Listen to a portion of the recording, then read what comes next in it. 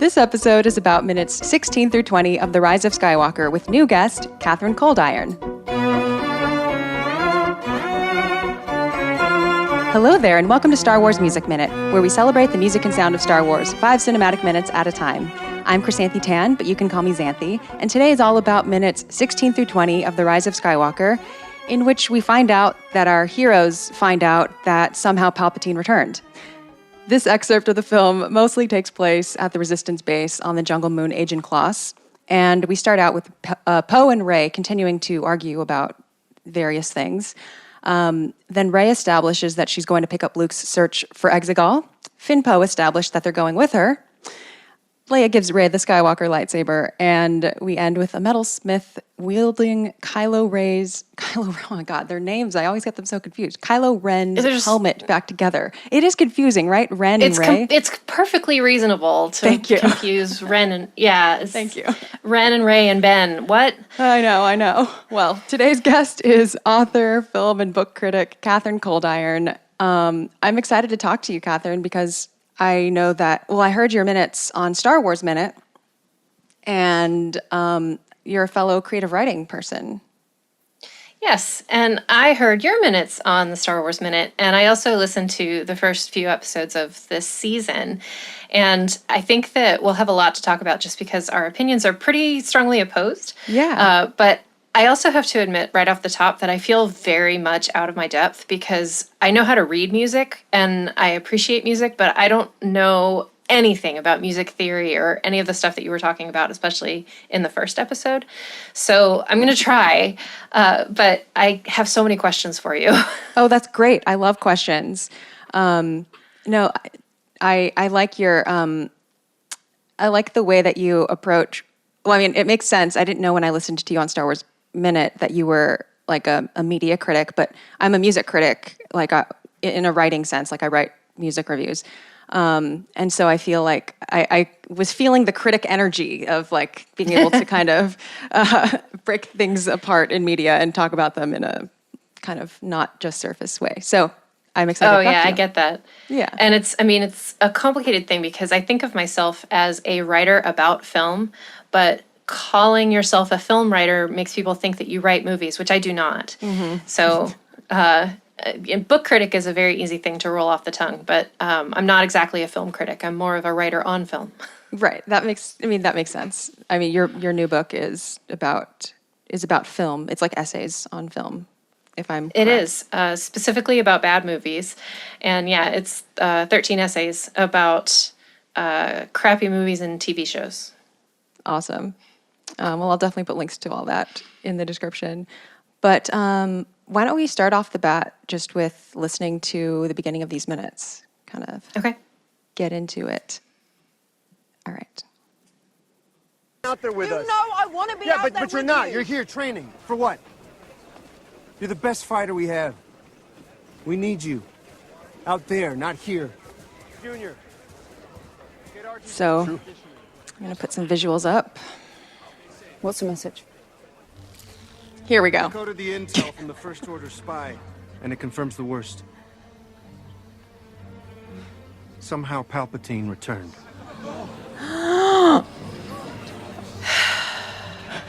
Wait, do we believe this? It cannot be. The Emperor is dead. Dark science. Cloning. Secrets only the same. Okay, let's stop right there. No. I'm sorry. Oh, it's my opinion from Star Wars Minute, but a lot of listeners of this show don't listen to Star Wars Minute, so I'm, I like the moment when they say somehow Palpatine returned. I'm guessing that you really don't. I do not, and I don't think I've ever seen this moment and not heaved a giant sigh. Specifically, that's always my reaction of oh my God, you guys. No, yeah, that the meminess at of the end it. of that, yeah. Yeah. And I do feel a little bad for Dominic Monaghan that he got such a okay. Right. But let's start with you. Well, the main thing, first, even before that happens, one thing that I'm hearing in the sound mix that is easy. It stands out more when just listening rather than viewing. It's funny how conveniently like the miking situation is that like everyone gets their little one-liner. I guess that's a little bit after, but still the miking is so crystal clear to hear all these little utterances. I find that it makes me want to pay attention to like the original trilogy to see if there were as many of those. Do you know what I mean? Well, yes. I mean, I know in A New Hope, it's going to be a little complicated because so much of that was ADR, given that all of the actors were British instead of American, and so they just dubbed in these American guys. But I think a lot of the sets were probably so echoey that they had to re-record a bunch of the main actors as well. But I did like, in the very first part of what you played, how Poe obviously turns away, and like I know that this isn't natural, but it seems like he's turning away from the boom mic and like yelling in the other direction. And usually that plays as a mistake in older movies, but here it's more like, okay, the focus is moving away from Poe because he's annoyed with this conversation and he's walking away. So that's a useful little bit of how the sound moves us in the direction that the conversation is going, as opposed to in the direction of the character we most want to see. Yeah, it's interesting how like technological advances afford the possibilities for new kinds of like subtlety and expression, where now it's not a mistake, and now it's readily understood as, oh, he's just turning away from the POV of the camera, which helps make it more realistic. Yes. Yeah, I guess it could fall under the category of worldization. Yeah. Perhaps, yeah. Yes. Better than not. Like, I find that I really need those moments. I don't know if it's just in like quote unquote new films, but I need those moments where the sound isn't always crystal clear, because it's like freaky to me when it's always like on point, like funny. They're wearing a lapel mic or something. No, see, I'm big into ASMR, not in the sense that I listen to videos every night to go to sleep, but in the sense of like when it's a very crisp treble, I can hear the saliva sloshing around in their mouth as they're saying different syllables. I'm like, that makes me so happy. Yeah, I love it. The clickiness and I just like that stuff. So I like it, but I get that it's not very natural. Well, it sounds like that's very contextual. Like, do you hear that in this film at all? Only in the sense that the sound mix is extremely crisp because it's Skywalker sound and they're flawless. Mm-hmm. Not in the sense of feeling like, the person is leaning into the mic and whispering very loudly. It's more just being able to hear every consonant, every vowel. Oh, interesting. I wonder how you stand now on my reference point is Maul at the end of Solo: A Star Wars Story. Where his voice is so crystal clear, but it's not trebly, so maybe you don't feel the same way. But yeah, interesting. We're remembering it differently because I remember. I think I'm thinking of something else, but I just remember him being very kind of marbles in the mouth. But interesting. Maybe he. Okay, I think I was expecting more static or something. Yeah, and I haven't seen that movie enough times to really offer a good critique on it. Fair enough. Fair enough. Okay, so going back to their like fight at the beginning, I'll just play it again. Mm-hmm. You're the best fighter we have. We need you. It is crystal clear. Out there, not here. Junior. And then there he's aside. You can tell that he's not facing Rey. He's kind of addressing someone else. In the background, we hear the jungle and the bustling. What's the message? We've decoded the intel. And then you can tell that the scene has changed. Yeah. I mentioned this on Star Wars Minute, but I feel like the dialogue there between Rey and Poe, I feel like when Rey says, I want to be out there with you, for some reason, I just find that so hilarious because she lets her like diction slide a little bit. I was thinking about that as I watched these minutes again and again to prepare. I was thinking about what you said, and I think she does, and I'd have to like listen to it and slow it down and turn it into the Zapruder tape. But I think she says the way that English people say, I want to be out there. Like because the way they run together want to is different than the way Americans run together want to. And I feel like I heard that from her, but it's so quick that I mean, like, it's where she says, well, let's see. when because She's like, want to be out there with you. But I know I want to be out. I want to be out there with, but I can't do it in a British accent. So. okay. Yeah, I can see it. Like, she drops the t. Yeah, she does. Okay. I just don't know. I guess I don't know how many times Ray says want to in these Not films. often. So, No, she has a very posh accent. yeah. Feel free to correct me, listeners, if there's other moments she says want to and says it kind of like that, dropping the hard T. Okay, so Poe's like, you're the best fighter we have. We need you out there, not here. Which, I think is debatable that she's the best fighter they have. But I guess we can move on. This little bit of underscore that we get to prepare is funny. I don't mind it, but I do think it was added after the fact. I don't. I do too. I do think it was, because it's also not on the soundtrack anywhere. Well, it's nice how quiet it is because it adds tension before the audience even really understands that it's listening to music. Yeah. Yeah, I mean, it really slips in there as like underscore. Here it comes in. What's the message? We've decoded the intel from the First Order spy, and it confirms the worst. So it's just an ostinato, which means like a repeating figure.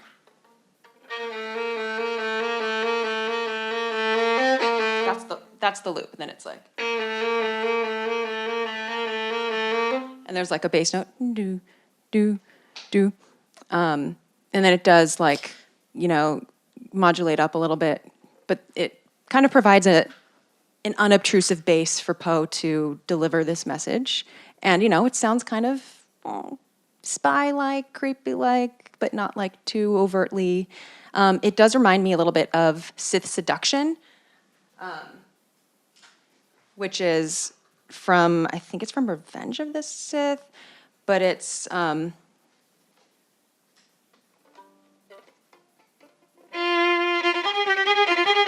like, that type of thing. This is like a version of that without coffee. Yeah, without the tremolando, without the shaking. Totally, yeah, that I like that. It really is. It's going from, the whole thing is, okay, the pitch classes are kind of ordered in the same way, which is like, it's doing a minor third, and it's like a major second. And then, like, it's just those three notes, which, it's kind of the first three notes of a minor scale, or it's, has that same vibe, which I feel like is not intentional on the part of John Williams to like link it to Sith Seduction, which is an incidental motif, but it feels like it's just an obvious thing to pull out of his hat and put there. Like, he could have that same idea 5 times, 50 times, really. All right. I read you. Should I keep playing? Yeah, keep going. Okay. Somehow Palpatine returned.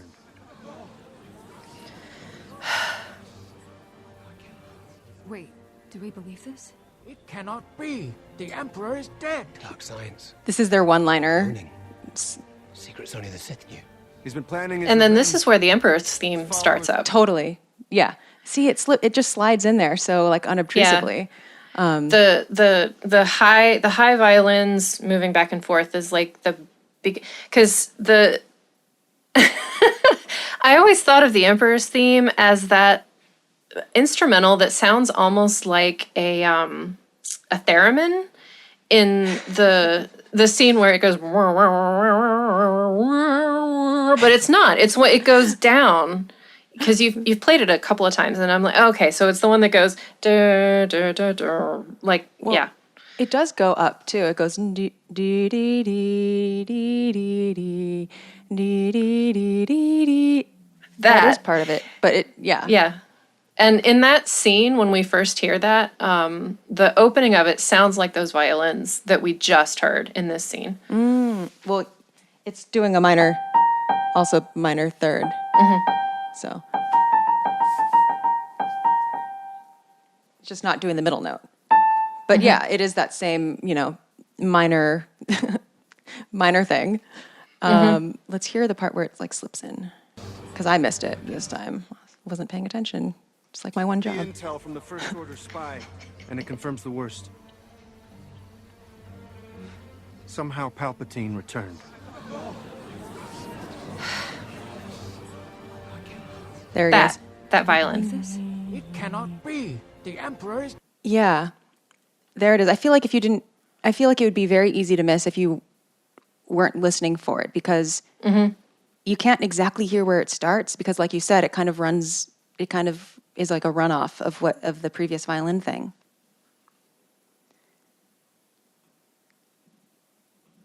Oops, just went to the wrong track. Okay, just kidding. It's only the Sith. There we go. He's been planning his revenge. His followers There. have been building something for years. Yeah, that's the part you think of. Like with the I'm theremin. hearing the third thing changing. Yeah, go on. Yeah. Dee, dee, dee, dee, dee. Yeah. Secret's only the Sith knew. He's been planning his revenge. His followers have been building something for years. And now Largest it's fleet bigger. the galaxy's ever it's known. picking up steam. He calls it the Final Order. In 16 hours, attacks on all free worlds begin. The Emperor and his fleet have been hiding in the unknown regions on a world called Exegol. Yeah. They really played that full theme. They don't always do that. I enjoyed that. I mean,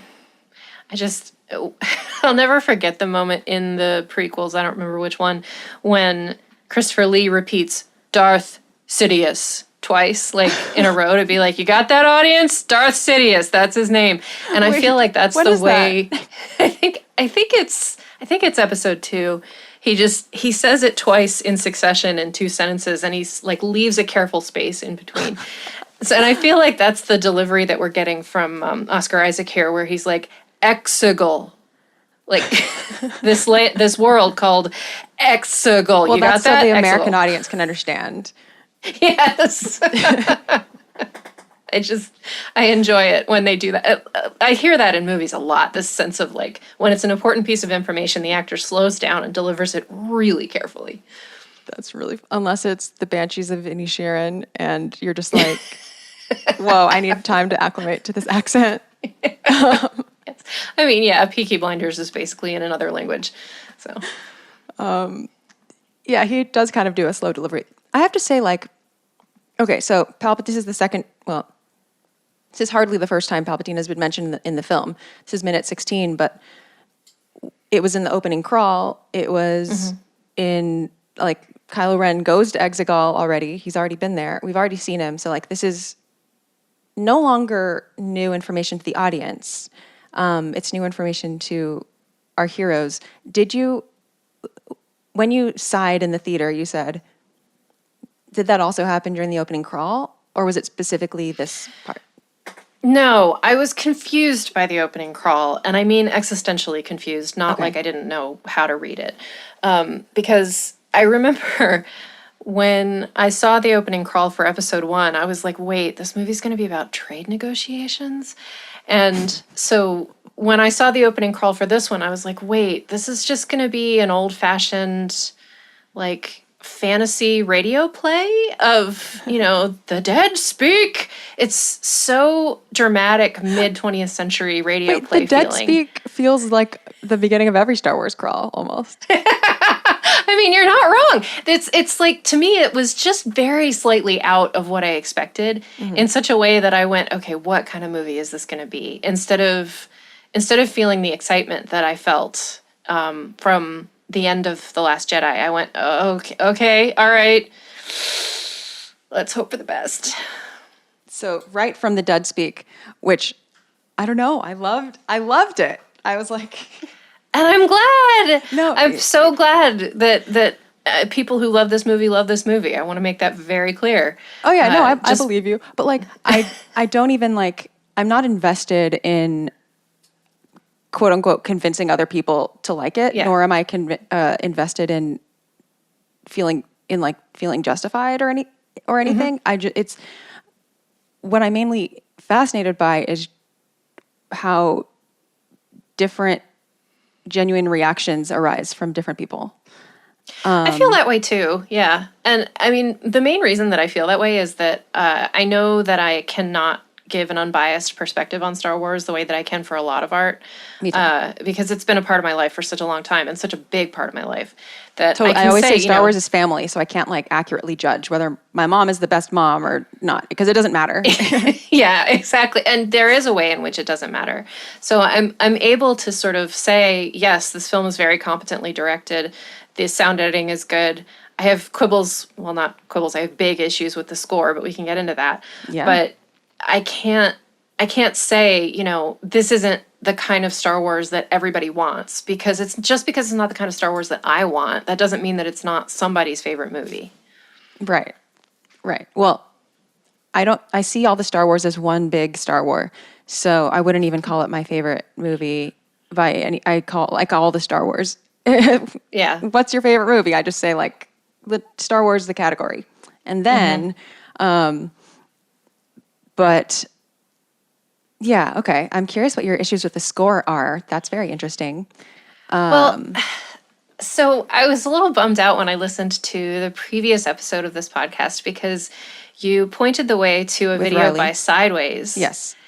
And I was like, this is my entire opinion about the score of this movie. Oh my God, that video is, and again, not that Sideways listens to my podcast, but I find Sideways' videos very entertaining, and some of them I like the ones about like Disney remakes and stuff, especially, and like Cats and Les Mis and stuff. But yeah, I'm not into YouTube culture, so I was not familiar with Sideways at all until I watched this, and I thought, because the thing that, and I noticed it even on first watch. I thought they're just like doing a grab bag of all of the different motifs of Star Wars and shoving them into the movie to make us feel things, as opposed to, and I don't quite agree with him in the sense of like not every use of every motif is illogical, and the way that the motifs have evolved to mean different things over the OT to the prequels to the like I'm much more in line with that and the way that Lucasfilm has done it than he is, but I do feel that the use of motifs in this movie is so, it's like someone said, okay, you've got this batch of material and you've got to chop it up and collage it together and make it into a score for this movie. And am I allowed to write anything new? No, you're not. You're supposed to just use this jumble of notes and put them together and then make sense of it. Point in fact, this 5 minutes that we're discussing, the Force theme shows up twice in these 5 minutes. Mm-hmm. And I know that all they're trying to do is just poke at me to make emotion come out by including the Force theme twice in 5 minutes. And that makes me crazy because I don't want to be manipulated so obviously that I'm aware that I'm being manipulated. Oh my God, I have so many there are so many moments that I want to interrogate a little bit further. So, okay. First of all, listeners, you know that I'm a fan of Frank Lehman's complete catalog of the musical themes of Star Wars. This would be Which is amazing. I know, isn't it? It's so good. If you go to the appendix, there is a thematic census where he has counted the number of like leitmotif statements per film and the number of distinct leitmotifs per film, and then like how many times each motif shows up. So like the Force theme and the Rise of Sky, I'll put a screenshot on screen, but I mean, you should just go to franklehman.com/Star Wars because it's a very like long, it's going to be very small on the screen. So, but like, I'll put it just so you know what it looks like, but I'm zooming in on my screen here. So the Force theme shows up in the Rise of Skywalker 12, no, that can't be right. Yeah, 12 times. And here's the thing, like in The Last Jedi, 30 times. So That's amazing. something that I find interesting about looking at the data is, like, I like Rise of Skywalker. I like The Last Jedi better. I think The Last Jedi is the best of the sequels for me. And it's easy. I feel that, okay, how I perceive the music of a film goes hand in hand with how I perceive the film as a whole. So if my opinion of the music can drag down my perception of the film as a whole.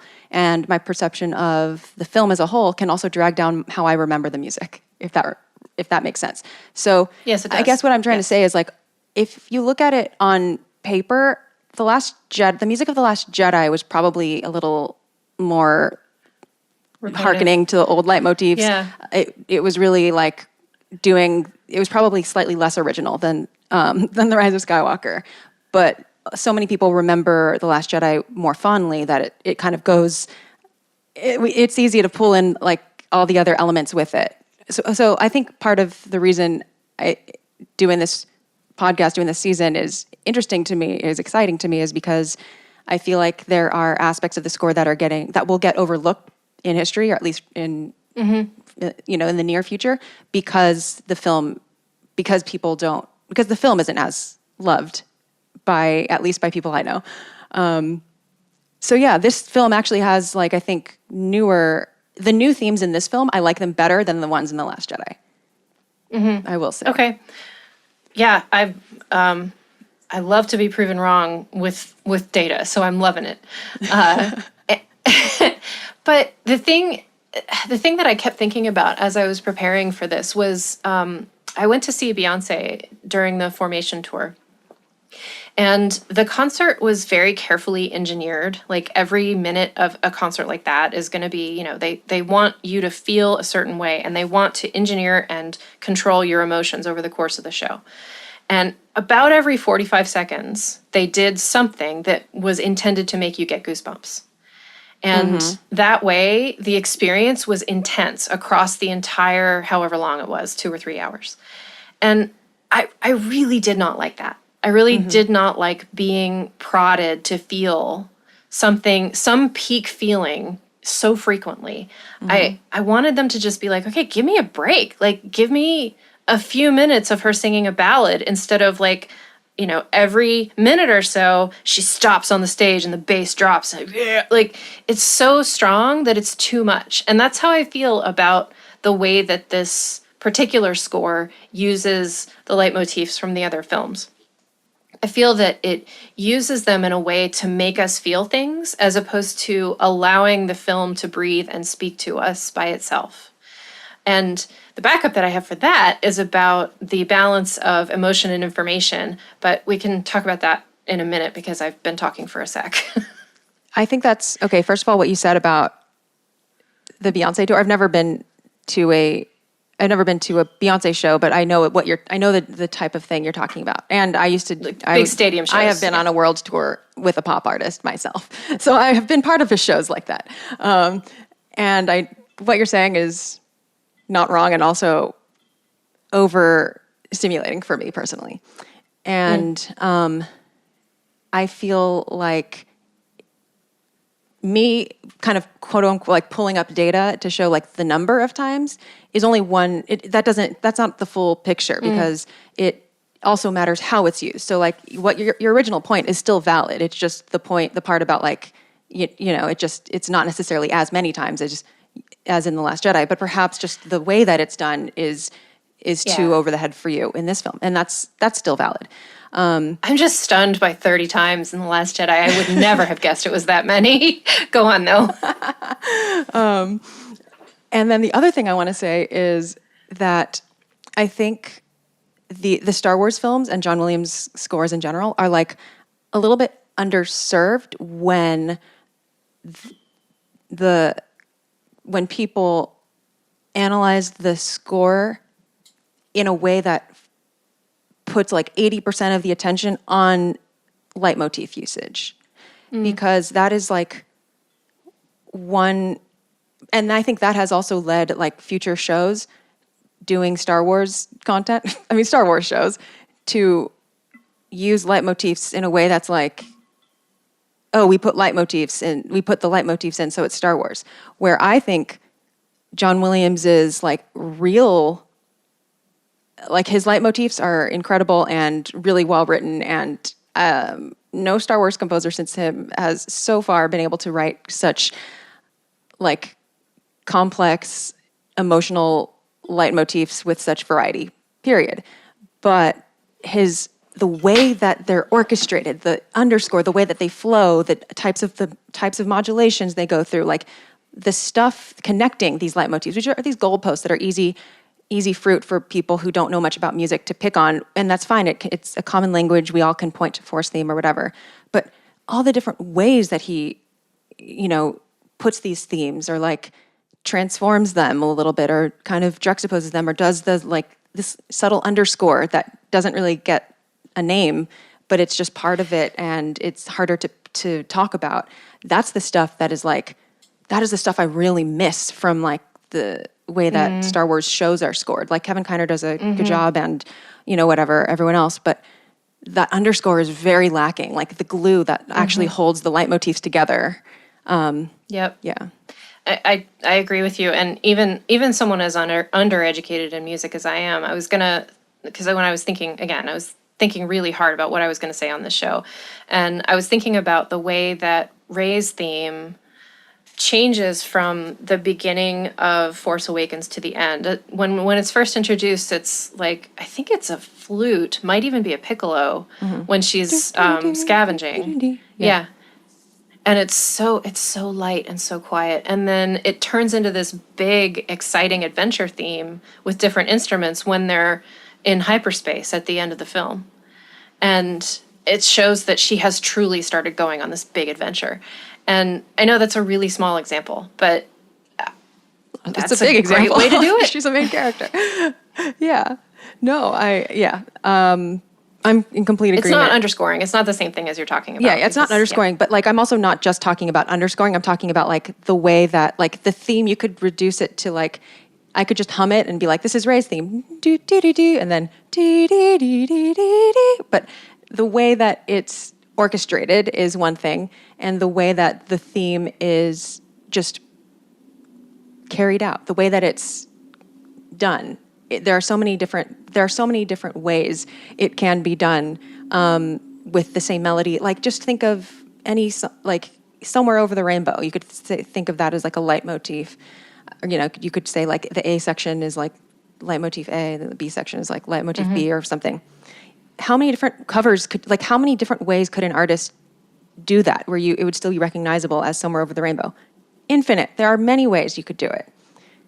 It's a leitmotif is a similar thing. A leitmotif is like a concept. It's more than just what it is on a soundtrack for like 20 seconds, because it's like an idea. It's just like a motif in like a book or something. Like it transcends into a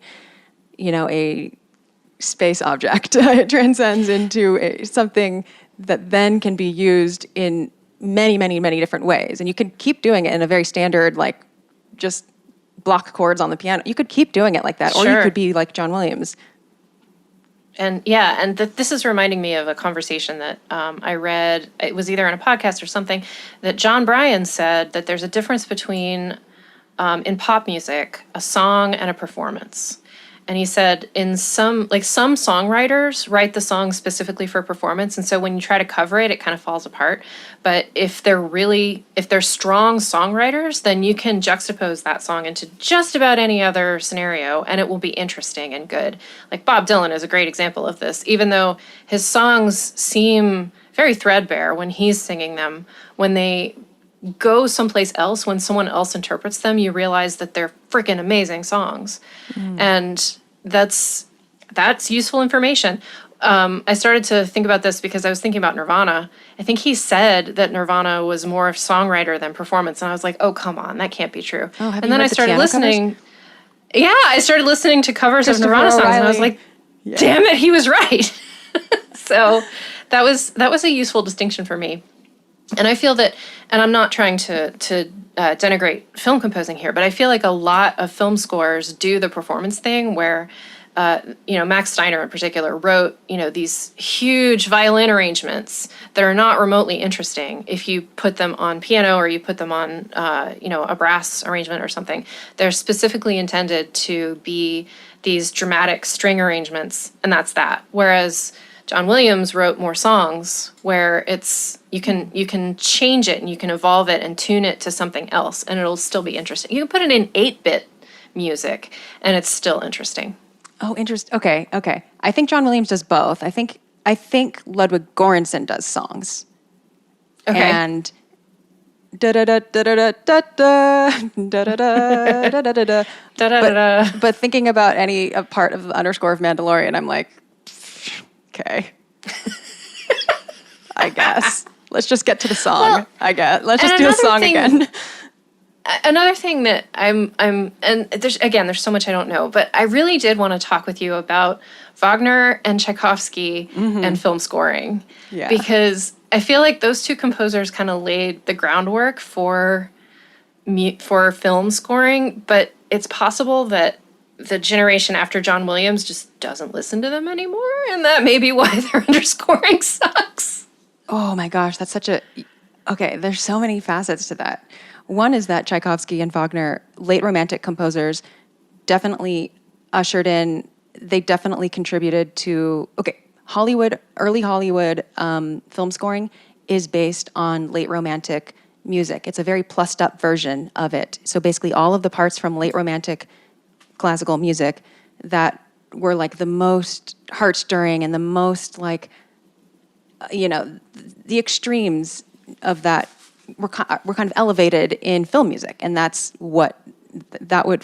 Okay, there's a great book, Hollywood Harmony, by Frank Lehman, who wrote this catalog, and it talks about all this. So I'm probably butchering the summary of this, but yes, they definitely did contribute. But then what happens is, just like with George Lucas, kind of, he's taking from Flash Gordon, he's taking from like Kurosawa, he's taking from Westerns. He's taking from like a bunch of different things.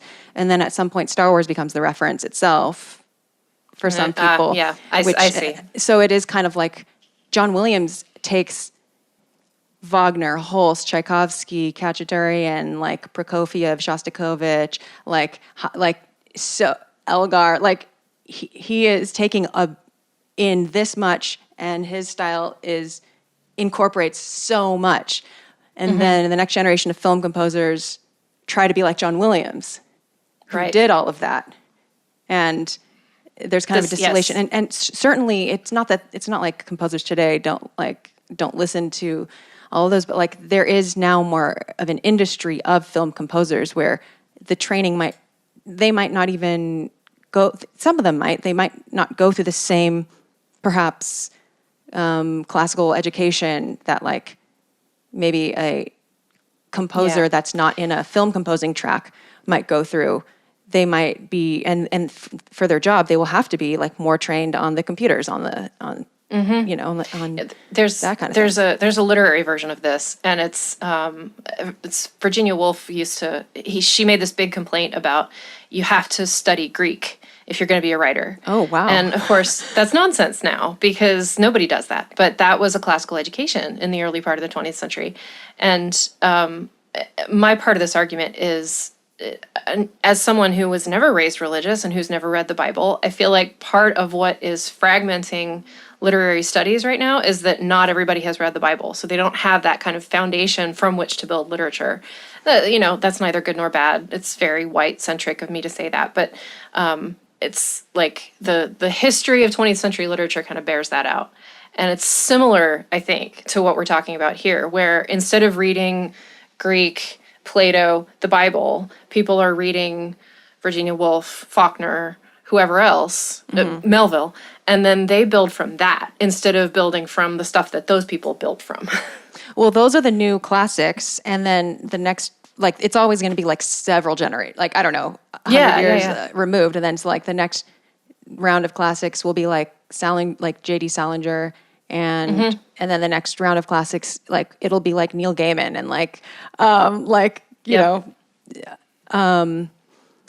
it's impossible to learn everything, and I know that, but it is interesting to me how you lose the bass notes over time. You end up going higher and higher in time. And I've always been curious if John Williams's capacity and fame is part of this issue. Oh, wait, say more? Capacity? No, and I fame? I will save this for later because Okay. when I looked at your questions for the end of the podcast, Okay, one of them is okay. specifically about John Williams, but we can go back to the movie. Okay, cool. Great. I'll just keep playing, and we have lots of threads that we can pick up as we go on. Okay. Okay. Exegol does not appear on any star chart, but legend describes it as the Legend? to Sith. Because 3PO is So- versed in legends. What we're hearing now, it's a version of what we were hearing before. I thought this was the Ostinatos from Journey to Exegol, right? Oh, is it? Yeah. And it's the same, it's all, yes, and it's all related. You mean on the track, Journey to Exegol? I probably talked about this in episode 2 or something. Episode one. In the first episode, I think you talked about that. Totally. No, you're right. You played them a little, so. Yeah, it is. And it is also, I don't think this part is on the soundtrack. Is it? No, I don't think this part's on the soundtrack, which also makes me wonder if it was added in a later cut of the film. And it's very possible because, well, it's not very... one reason, and I remember I said this in the first episode too, one reason I think that is just because it's like kind of an ostinato, which is easy to copy paste. Sure. Yep. Because it doesn't really go to many places, and it's just kind of out of the way. Like this is John Williams on easy mode. Mm-hmm. I don't know. Like I can imagine. Oh, just last minute. John Williams. Johnny, we need something. We need 7 seconds for this cut. Okay, just do that. Here's a handful of ostinato for you. Yeah. I mean, I'm imagining a conversation. I mean, I don't know if he actually even did that. They could have just a music editor could have just lifted it from a different part of the film also, which is probably what happened. Yeah. Shall we continue, or do you have some of the things that you wanted to? Okay. I shall continue. No, that's it. So Palpatine's been out there all this time, pulling the strings. Always in the shadows from the very beginning. If we want to stop him, we must find him. We must find Exegol. So we're getting incremental. Right, okay. And then there was a big flourish. Yeah, it stalled on a note. Yeah. But it felt, this is way too much, but it felt slightly like a Bugs Bunny flourish. Like like a tiny bit of a boom. Like, I don't think I'm well versed enough in Bugs Bunny to weigh in, but now I'm just curious. just a because it's dramatic enough that it tips over into the comedic slightly. Just if you listen to the music in isolation, but Is it used in the same kind of way where the music stalls? I think of it more of a stall, but I think you're referring to it as a flourish. I think we're talking about the same part. Is it like to lay the ground for someone important to speak or do something? No, it's usually before a character falls on his face. A pause before Wile E. Coyote hits the ground. Okay. But that's not how it's being used here. Actually, that does feel like it's how it's being used here. Well, it's not. It doesn't precede a fall, but it precedes something. It's like a rolling out of the. It's like the part where you hand someone the mic or you put the camera on someone is what that sounds like. Mm-hmm. And I guess the way that this ostinato, it's actually more active than the first time that it occurs, but it, because before it was 16th notes. Mm-hmm. Or no. Is that what it was? All the ostinatos run into, yeah, I think something like that. And here it goes from whatever, the 16th notes are now 16th note triplets or like sextuplets. So it's like, so that means 6 notes are in the same space that 4 notes used to be. Pulling the strings. Always in the shadows from the very beginning. One. We want to stop him. We must.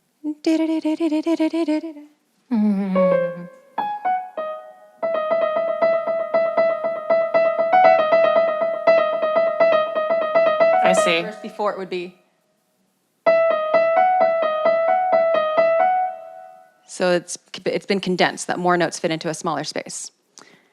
So that's one way to ramp up energy a little bit. And then the other way that they ramp up energy is, of course, the key, the like tonality, the tonal bass shifts up, like basically key changes, modulation. So. So Palpatine's been out there all this time. Pulling the strings. Always in the shadows. From Here, up. If we want to stop him, we must find him. Up We again. must find Exegol. General. And then it's like, General, okay, let's turn the camera. Let's give the mic. Let's prepare. So let me put a visual on screen for people. First of all, here's Mazganata. Okay, that's who Hello, we are Mazganata. dealing with. Yes. I loved what, oh my gosh, I'm going to forget her name. Now his name. Daniel Lavery. Daniel Lavery one time said about Mazganata, kind of a waste of Lupita Nyong'o, TBH, just because she's so beautiful. And to just do her, just have her voice is like, hello, you're missing 75% of the performance, but it's fine. It's fine. I mean, the thing is, like, No, I just thought that was an amusing assessment. Not that I necessarily think it's totally true, but go on. it is an amusing assessment. And I think a lot of us were surprised when we saw The Force Awakens and we're like, oh, that's how they're using her. All right, that's a choice. Yeah. I mean, I love Mazganata, so now I don't I kind of tend not to remember that it's her to begin with. But yeah, it's a whole other aspect. No, I love her too. Okay, let's continue. Can I speak with you? I know how to get to Exegol. Tell me. So now we are Searched for it for a long time. He nearly found it. Force There theme. are ciphers here I can't read. But he said to get there you need one of these. A Sith wayfinder. They're compasses that lead the way to Exegol. To stop what we both know is coming. I need to finish what Luke started. Find Exegol. Find the Emperor. No. Okay, so tell me how you feel about the Force theme here. I mean, she's talking about Luke, and Luke is gone, and we are all sad. So it's useful for that, and also for honor and duty, and the heart of a Jedi, and all of that. Like, I get why you would use it for those reasons. I feel like this scene kind of skips through Luke was looking for Exegol, and we don't have any previous proof of that. It's just kind of dropped into this movie without explanation, which I don't love. So that's, I feel like the music is kind of smoothing over the fact that we don't know anything about that by introducing this theme that we all love so much. Yeah. I have read Shadow of the Sith now, so now I'm like, oh, okay, now I know the story. But of course, no one had at this time. It wasn't out. And I don't remember how I felt about that at the time, but just judging from, like, I tend not to take in details very well when I'm watching, like, especially plot details, and like have to go from here to here. I'm used to being kind of in the dark. I'm used to not catching all of the details. So I probably was like, oh, I guess I missed something. That's probably how I felt. Even opening crawls. Not like that. Like, even opening crawls, like, I get so stressed to, like, read, like, I get so stressed reading opening crawls in the theater, because I'm like, wait, it's going too fast. Like, oh, wait, I spaced out for a second. Like, what are they doing? And then I'm like, okay, I don't know. Like, the opening crawl I don't remember it ever. So yeah, that probably helps me in being more forgiving for this movie. I'm realizing, talking to others who do pick up on details like that, the fact that I don't pick up on details like that helped me to not be bothered by those details. Yeah. Well, there's a great test that Carrie Vaughn came up with called the refrigerator test, which is if a plot detail works for you for the amount of time it takes to get out of the movie, drive home, open the fridge for a drink, and like if you've thought of a plot hole before then it doesn't pass the refrigerator test. But if after that, then the movie's probably not that bad. Interesting. I thought that's not where I thought you were going to go with that. I thought you were going to say, like, if you go home and open your refrigerator, and by that time you have forgotten how they got there, then it doesn't pass the test. No, the test is like, would I have thought to myself, wait a minute, how do we know that Luke was looking for Exegol before I get home and look in the fridge? Oh, see, that's not a plot hole to me. That's just missing information. No, I agree. It is missing information. I just meant like that's an example that's to hand. Yeah, I see what you're saying. The Force theme here does something different, slightly different than it usually does, and I'll play it again just to. There's some brass at the beginning that isn't quite the start of the Force theme, but almost is. Okay, that's not what I was going to say, but you might be right. Oh, but no, I'm curious if. Well, I guess this is an open question for anyone listening and for you.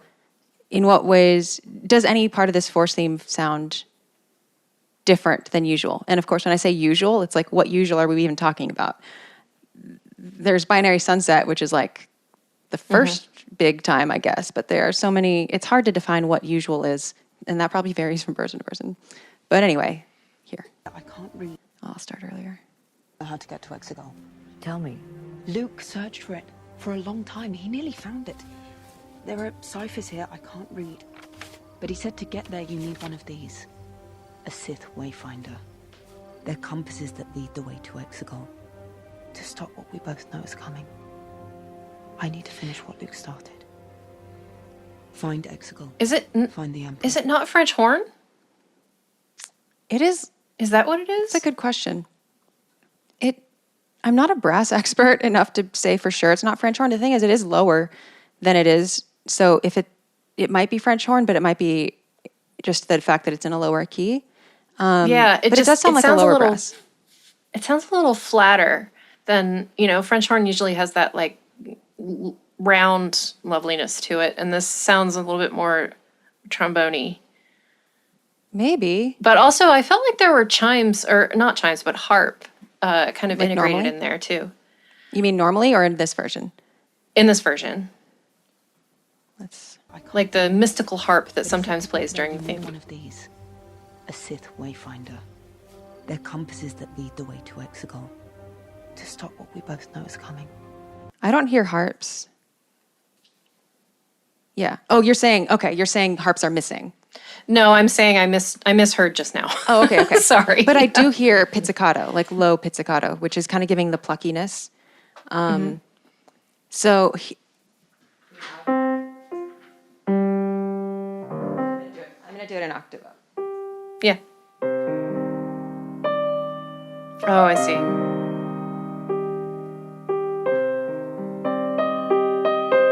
We're used to this.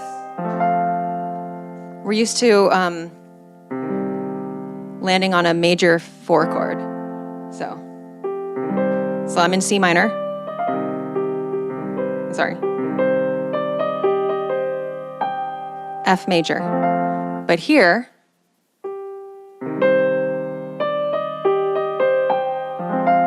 F minor instead of... So the whole thing sounds a little bit... It sounds like a little bit of a more somber ending. It doesn't feel as definitively like... That chord really hits when you hear the Force theme, normally, like for me.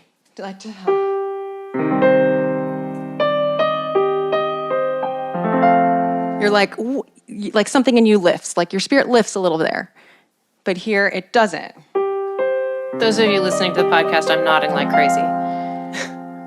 Yeah. Yes. So, yeah, that's interesting. Yeah, there's like there's a little chip out of the lift.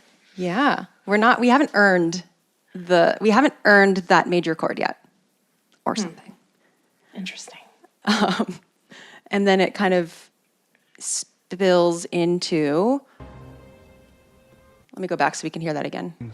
Always. Oh, I went back too much. Okay. Okay. Brett, for a long time, he nearly found it. There are ciphers here I can't read. But he said to get there, you need one of these. A Sith wayfinder. They're compasses that lead the way to Exegol. To stop what we both know is coming. I need to finish what Luke started. Doesn't get to the majestic Find part. Exegol. Find the Emperor. No. And now we have Ray's theme. I don't want to go without your blessing, but I will. I will. There's heart plucked. So many possibilities for this motif. It can open into so many different things. It just blows me away. Elaborate.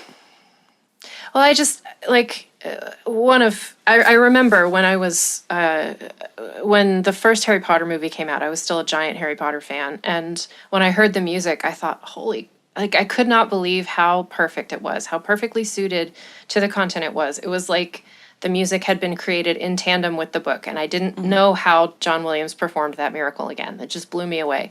But that theme, there's not a lot you can do with it because it's such a strong melody. Like, the melody is so specific, and it's so... Whereas Ray's theme has all of these, and this is music terminology, I don't know. Yeah, but there's fine. so many ways to tweak the chords and the changes and the under instrumentation and what leads into it and what can lead out of it. It's very flexible in a way that even an extraordinary melody can't necessarily be, because the melody is the point. Yes. Do you have a feeling about, do you have an opinion about that? Or is it more an observation? I don't know. I Okay. think Ray's theme is probably better for composers, whereas the Harry Potter theme is much more like recognizable and you can hum it and you can do whatever with it. What do you mean better I think for they're both composers? great. Well, because you can do a lot more with it. There's a lot more interesting stuff. It's like a storytelling matrix. You know, if you have the three basic stories are a stranger comes to town, someone goes on a journey, or someone falls in love. And those are very basic stories. You can make just about anything out of them because they're so broad, and so flexible. Whereas a story that's more specific, like Henry VIII had 6 wives and he either killed them or divorced them all. Like you can still tell a lot of stories, but the number of stories you can tell out of that is much more limited than the number of stories you can tell out of someone falls in love. Okay, so the specificity of... Okay. I am taking what you're saying, kind of running it through a filter of something that I think about, and I'm going to spit something out. So let's see if there's some cohesion. Harry It's Potter's... a really cool conversation for me. Harry Potter's theme, specifically, we're talking about Hedwig. Right? That theme, first of all, when I think of it, I'm thinking on the celeste. It's like has this very specific sound to it.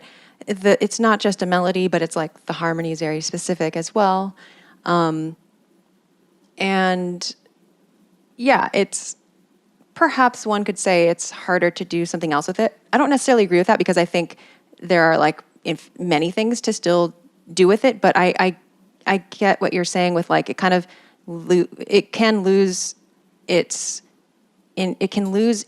personality more easily if too many elements are stripped from it because the elements really make what it is, perhaps. Another thing is, okay, so there are some themes that, okay, so we're looking at complexity. This is like one, I guess, axis of thing is like the complexity, Ray's theme has a lower level of complexity. Just notes, it's diatonic, which means it's not very chromatic notes, like dee dee dee dee dee, like a dee dee dee dee, like it's it's very flexible. It's harmonically very open, which is I think something Sideways probably alluded to in one of his videos, where you can project many things onto it. It's more open harmonically, basically, is I'll just example.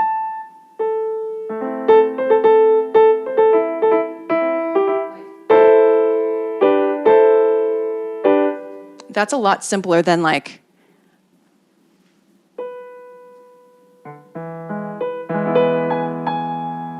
I'm not going to butcher Princess Leia's theme right now, but you know, like Leia's theme, you're thinking like, doo-doo-doo, like it goes to so many places, and the harmony, like each change in the chord is like a whole thing. It's like a whole world in Princess Leia's and Han and Leia's theme. Oh, it's so like harmonically complex.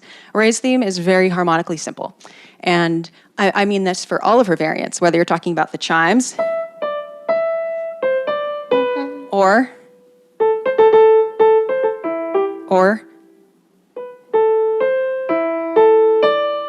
all of them. They kind of fit into little blocks. You can put them into, you can separate them from each other. You can overlay them with other stuff, which makes it actually very handy when trying to do that. Like when trying to combine it with the Force theme, when trying to combine it with the new Luke themes that popped up in The Last Jedi, etc. You can even put the Emperor's theme on top of it very easily. It's convenient in that way. And that's new in terms of John Williams's female characters, because he's an old school guy. He's written female characters in a very old school Hollywood female character way, which is their love interests. And they're going to have love. Their themes are going to sound like love themes, damn it. But even if they're... I was thinking about this because I heard you talking about this, and I was thinking, yeah, but Yoda's theme is also super romantic in the same way that Leia's is. It's slow. I don't think I think it's okay. I think it's romantic in the way that like far be it from me side. to like push away a feminist interpretation of that. I just thought that was very funny that, you know, there's all these women romantic themes and also Yoda. Well, I think Yoda's isn't as sensuous. I think Yoda's is more magical. It is a there's like romantic, and then there's like different wings to it. It's like more sensual, romantic, more magical, more like awe-inspiring. And I think Yoda falls kind of more into that category. But, you know, it all comes from late romantic classical music anyway. But, okay, so anyway, we were talking about complexity, and then we're talking about like specificity, like how important these other elements are to it. And I think this is a good time to also bring in the Imperial March as an example, because the Imperial March is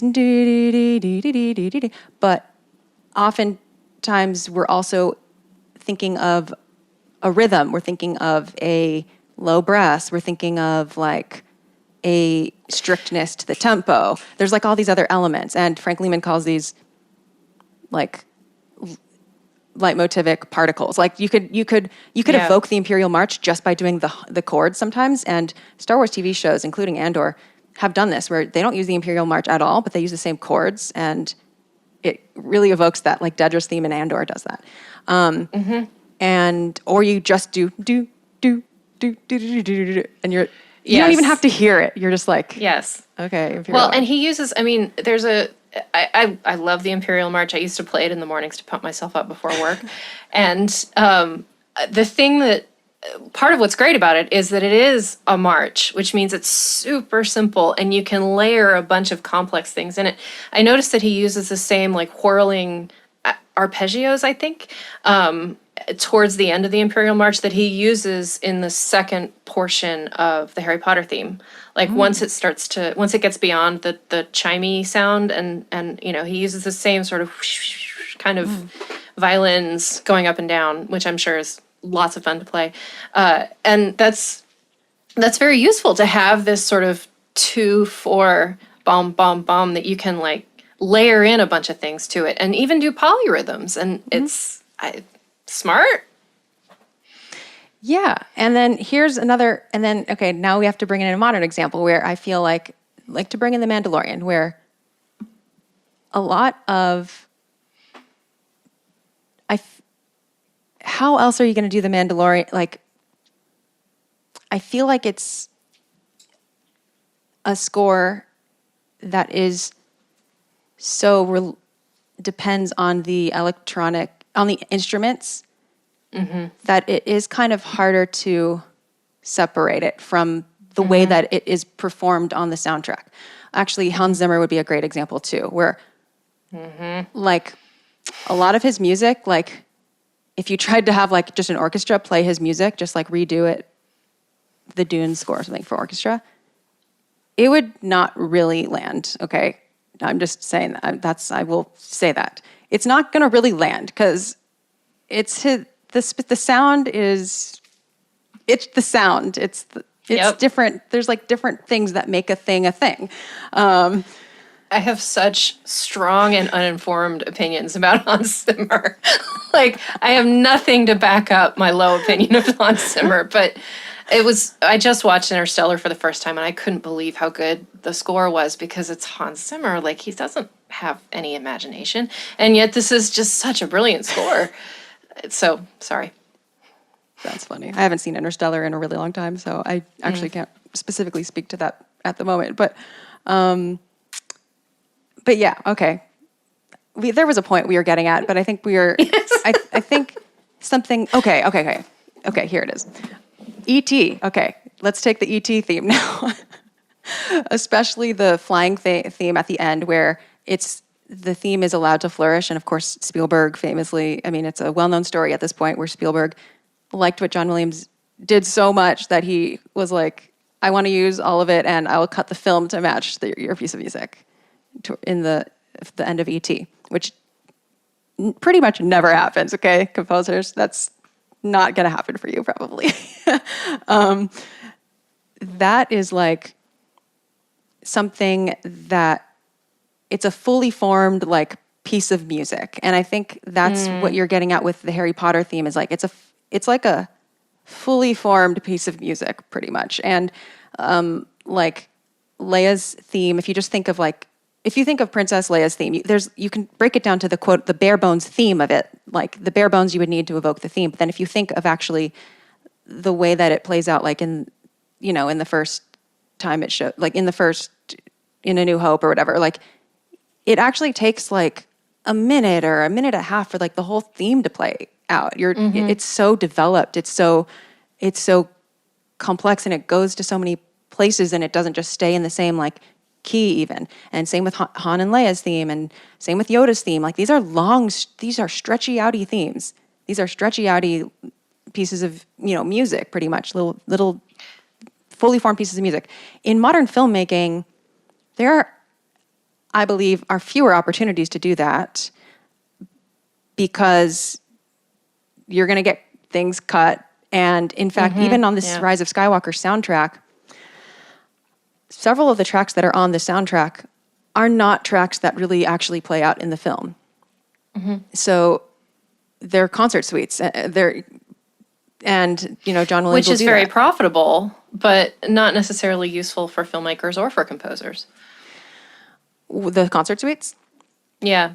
I'm just thinking about, the way that they do, John Williams concerts at the Hollywood Bowl or Hans Zimmer at the Hollywood Bowl. And it's not necessarily Williams or Zimmer conducting it, rather, but it's a way for people to, this is not expensive music to license, and you can just put people in seats.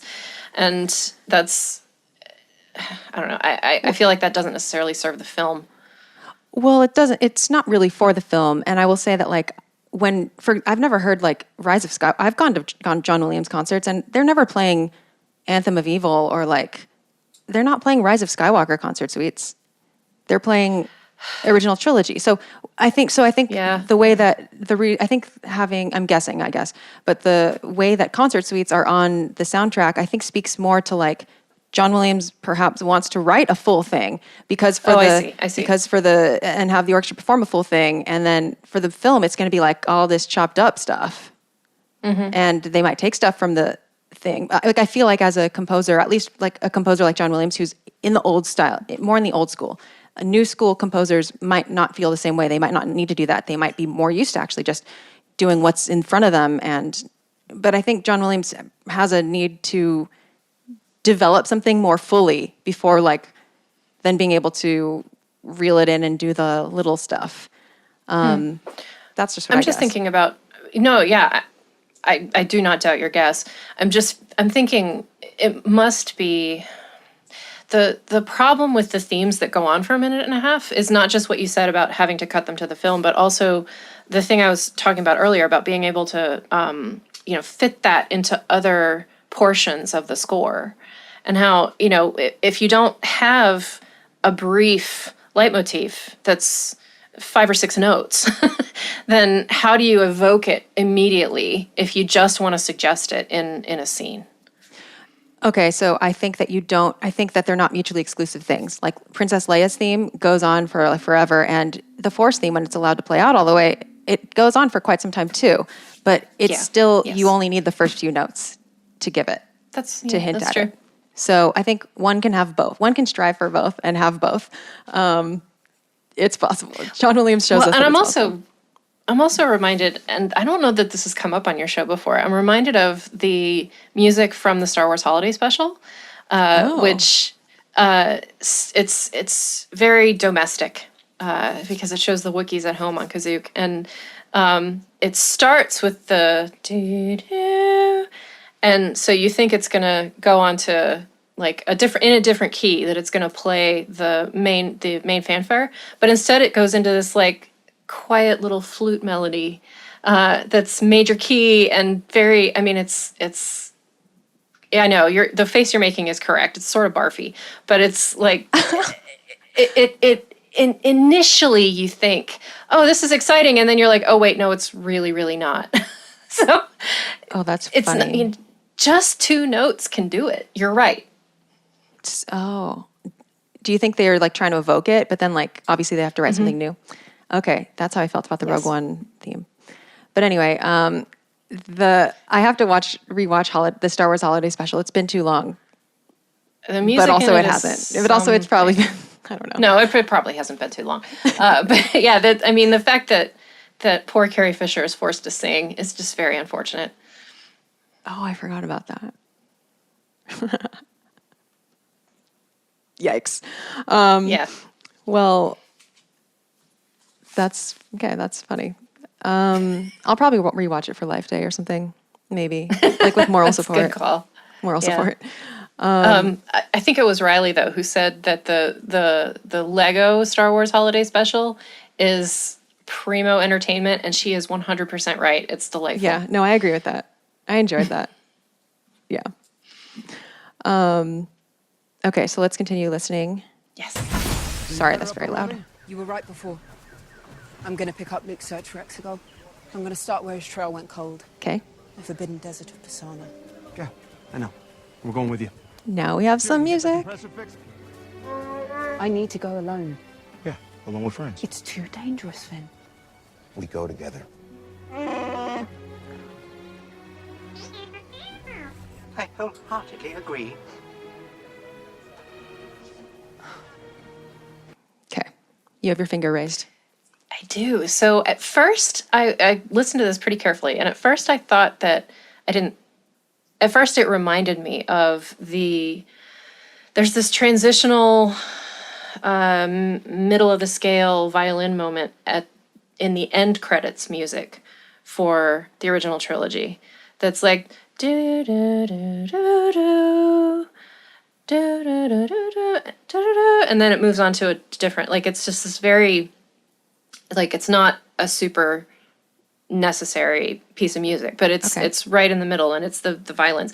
And then it goes into We Go Together, which as I was listening to you talk about it in the first episode, I went, this music reminds me of Berlioz. Very exactly. The sort of high romantic chords of Berlioz and other French opera is like, that's what this evokes for me. Do you have a specific opera in mind, or a specific? No, I'm so sorry. So do you feel that way in the original trilogy moment too? No. I thought that he was writing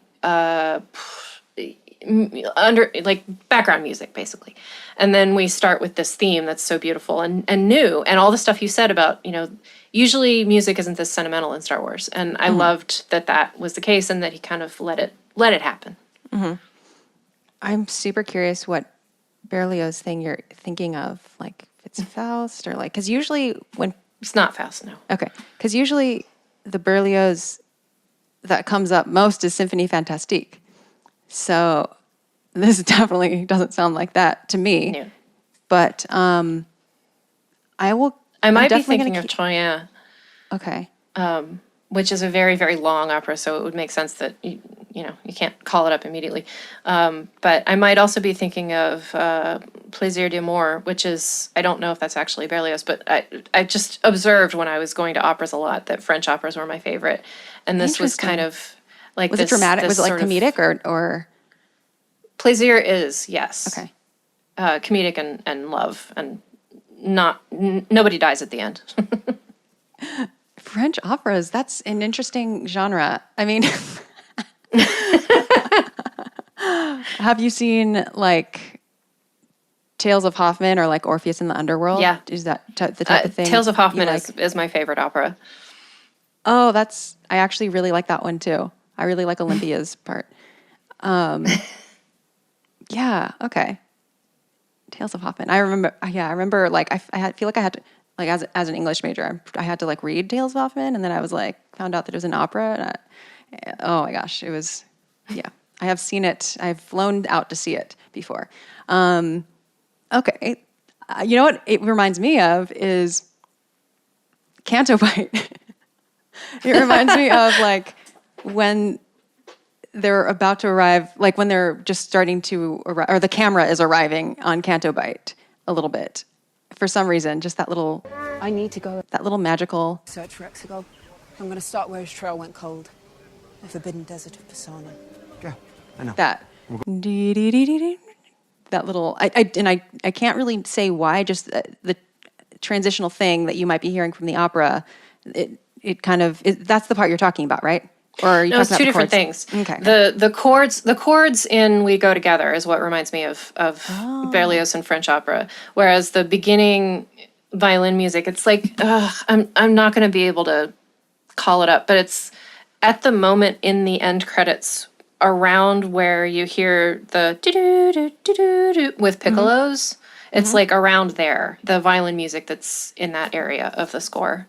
Wow, Okay. I'm so specific. It sounded and like professional. it sounded like before you were humming the credits to The Empire Strikes Back because you were humming Yoda's theme. I don't know if that was intentional. Okay. I mean, probably, yes. It's the way that all of the end credits of Star Wars begin with the and then eventually that transitions into other more specific themes. But there's like moments in the middle between one leitmotif and another that's kind of, he just sort of uses middle of the road violins for a minute. Okay.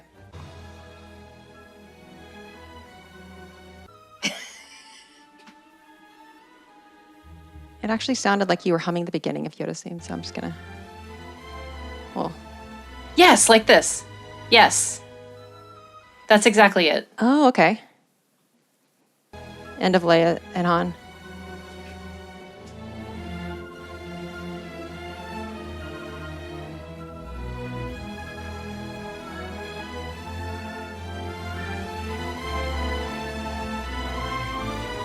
So... No, keep going, keep going. Okay.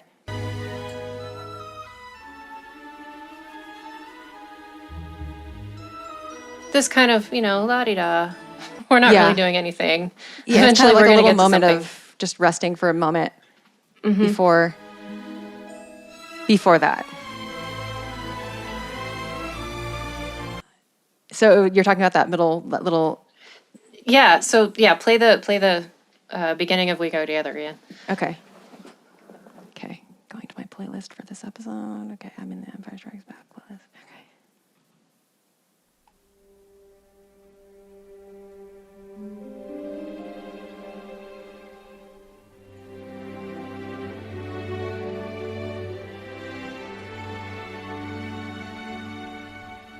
This is such a nice piece of music.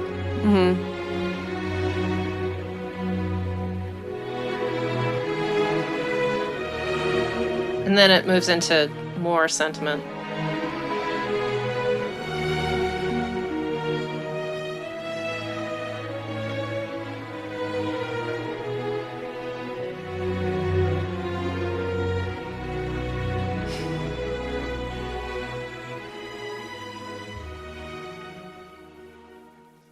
It's such a little. So you're talking about just the beginning of it.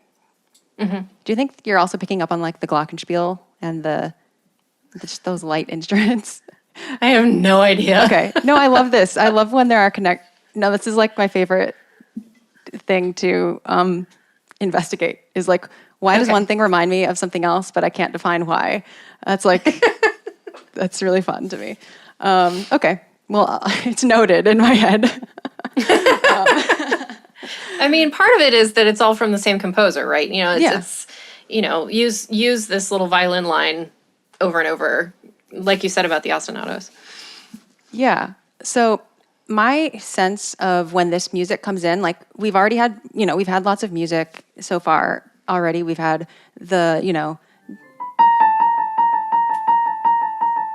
we've had like some ostinato, we've had some Emperor's theme, we've had some Force theme, we've had some Ray's theme. And here we have something new, we have something different. I don't know if you feel this way, but I feel like when this comes in, it feels like a more intentional part of the score. I completely agree with you. Yes. Yeah. Like this feels like John Williams actually meant for this to be here. Yes. From the start. What you would do. And the editor did, instead of just the sound editor did. Yeah.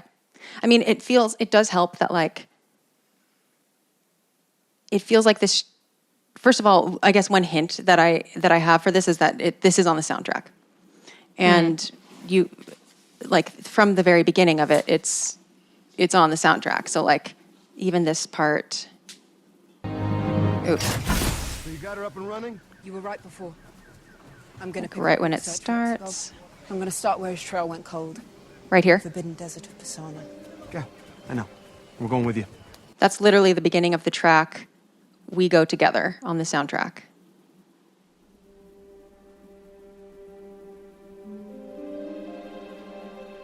So, more premeditation is likely with that. I think it feels like a palpable difference for me when this music comes in, because I feel like it's much stronger than the music that came before. Yes, I absolutely agree with you. And this is the friendship theme.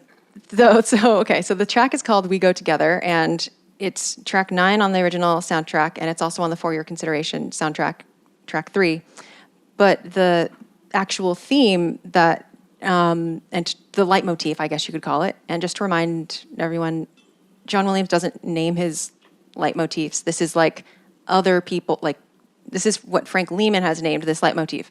Other people have probably named it something else, something similar. But the point is, people have recognized that this set of notes is a pattern that shows up multiple times in the movie, which leads people to realize, oh, it's actually a thing. It's actually a theme, just like you would like in literature. Oh, this seems to be a recurring theme.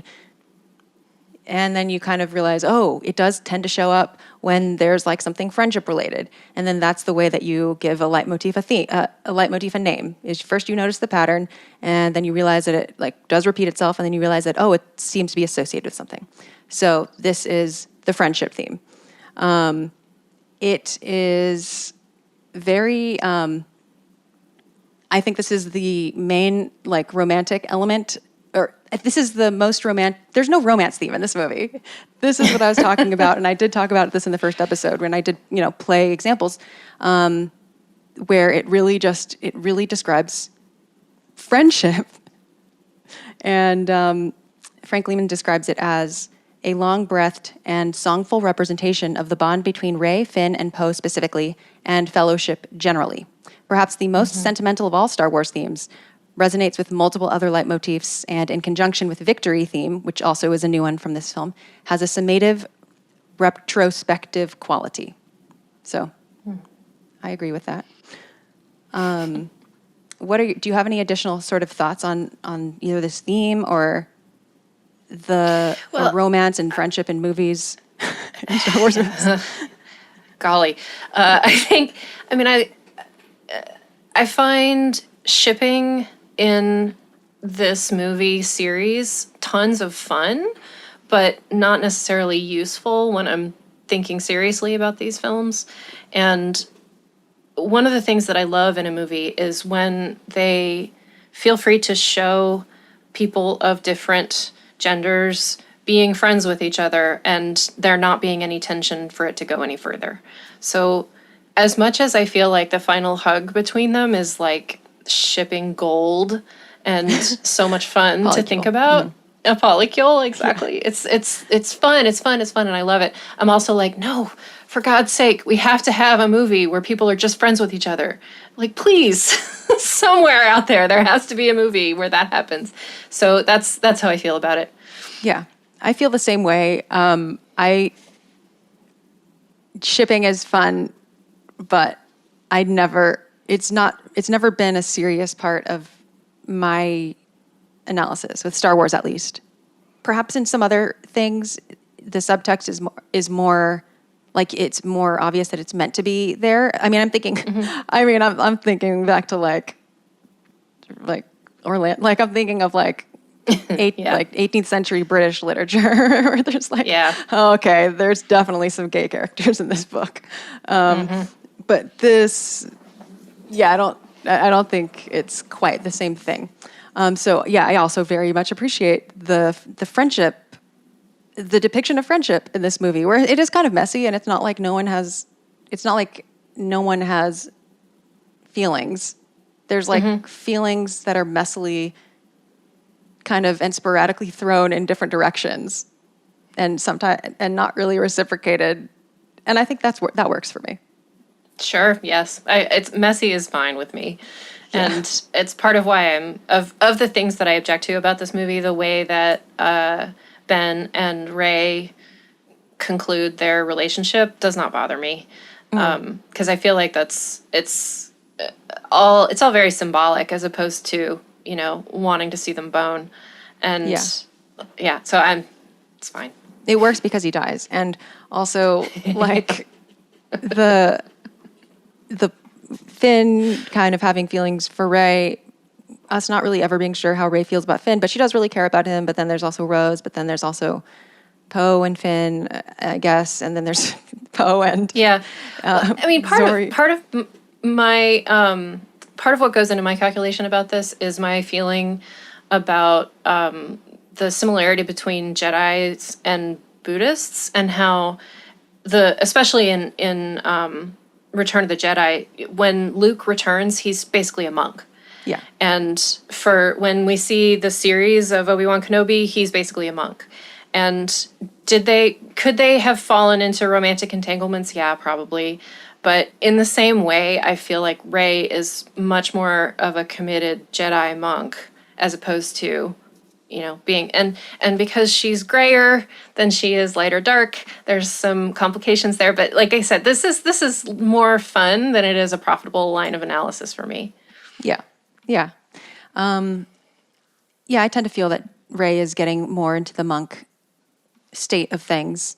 I also think she's a little bit oblivious, but that's just a tad. Else.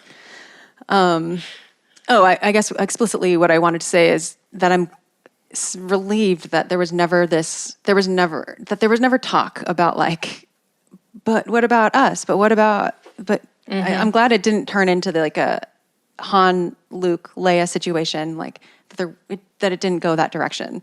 Because definitely I didn't need that. Okay, continue playing. I'm going to start where his trail went cold. The forbidden desert of Pisana. Okay, we're backtracking. That's fine. We're going with you. Chewie, you get that compressor fixed? I need to go alone. Yeah, along with friends. It's too dangerous, Finn. We go together. And that's the name of the track, We Go Together. Not the song from Grease of the same name. And then there's this part that I absolutely get very sad at now. Rose, last chance. The general asked me to study the specs of old destroyers, so we can stop the fleet if you find it. Yeah. No! Poor Rose. Rose got robbed. What? Rose. I'm so sorry, Rose. You should have been there with them. on a previous podcast, but like the question of how much Kelly Marie Tran wanted to be involved was certainly, I'm sure, part of this. But yeah, Rose got robbed. She was great. I loved her. I have no objection to Rose whatsoever. I didn't warm up to her very much in The Last Jedi, but I didn't like Poe either. I didn't warm up to Poe in The Last Jedi, but I thought that I warmed up to Poe in this movie. And I feel like Rose, like I would have liked Rose to have that same treatment. I didn't dislike Rose in The Last Jedi. I just feel like she was not written with enough complexity. She was a little bit too just like, I'm a sweet angel vibes for me. I totally agree. But that's, for me, that's kind of par for the course for Star Wars movies. Like the way that people are initially written, like Luke is initially written as a bratty little boy. And eventually he grows into a great Campbellian hero. And, you write these characters initially and then you just give them time to grow. And it's too bad that didn't work out for Rose. Well, I think I wanted more brattiness from her earlier on. I would have preferred that. Well, yeah, yeah. Yeah, because she was just she's obedient, like nice, and also musically speaking, I was not a fan of Rose's theme in The Last Jedi. But then I think it was even worse that it didn't show up in the Rise of Skywalker. But then she wasn't really part of it, so but the fact, this is kind of a tangent, but the fact that Rose got a whole new leitmotif. There is Rose's theme that is in The Last Jedi. John Williams wrote a theme for Rose, leads me to believe that he or someone that informed it, like, thought that she would be a little bit of a bigger part of these films. I'm sure that was in the initial reckoning, and it was not in the cards. Yeah. Anyway, okay.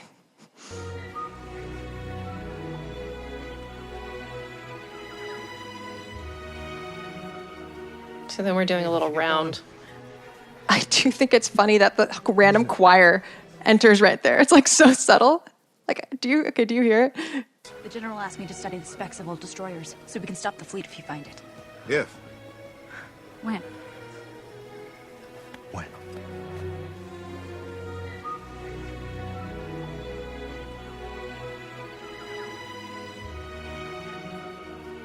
There. Ah.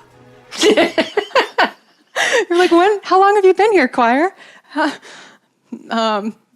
Yeah, but the theme is like, it's impressive for a 2019 movie, I guess, for such a long piece of music to be uncut there. And I feel like the music is afforded that privilege here because of the nature of this scene, where it's not like, it's not too time dependent. It's more like they're cutting to people saying goodbye and whatever. And that tends to be the context where themes like this are able to play out. I mean, the music ducks when there's dialogue, but there's not a lot of dialogue. So, yeah, the music gets to have a little bit of a spotlight here. Yeah. Okay. What is it? Nothing. In the event that I do not return, I want you to know that you have been a real friend or two. My best one, in fact.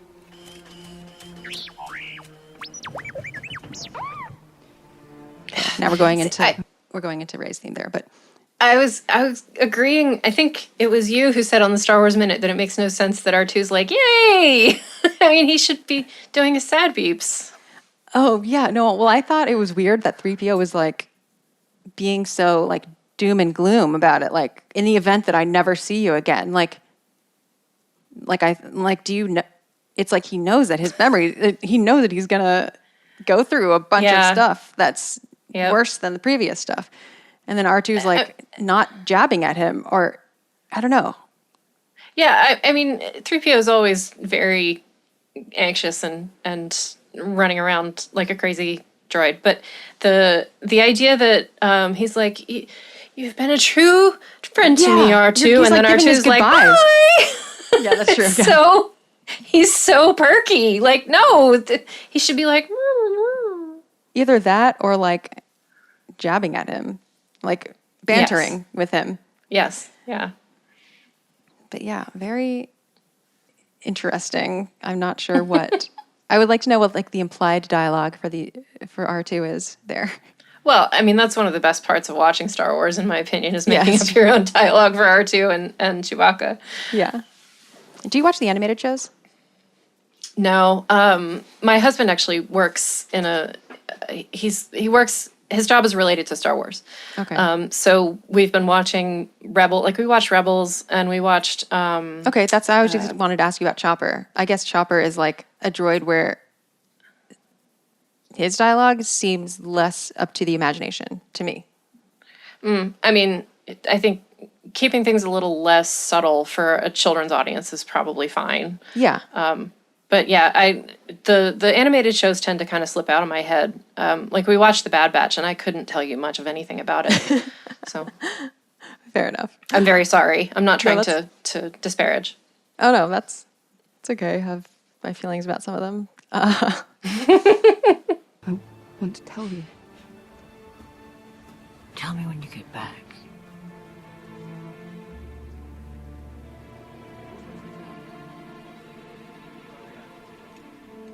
So yeah, a little Ray's theme there, and there it sounded a little more somber, I think. Mm-hmm. There's so much I want to tell you, and it transitions to. There's so much I want to tell you. I know exactly what it transitions to. Tell me when you get back.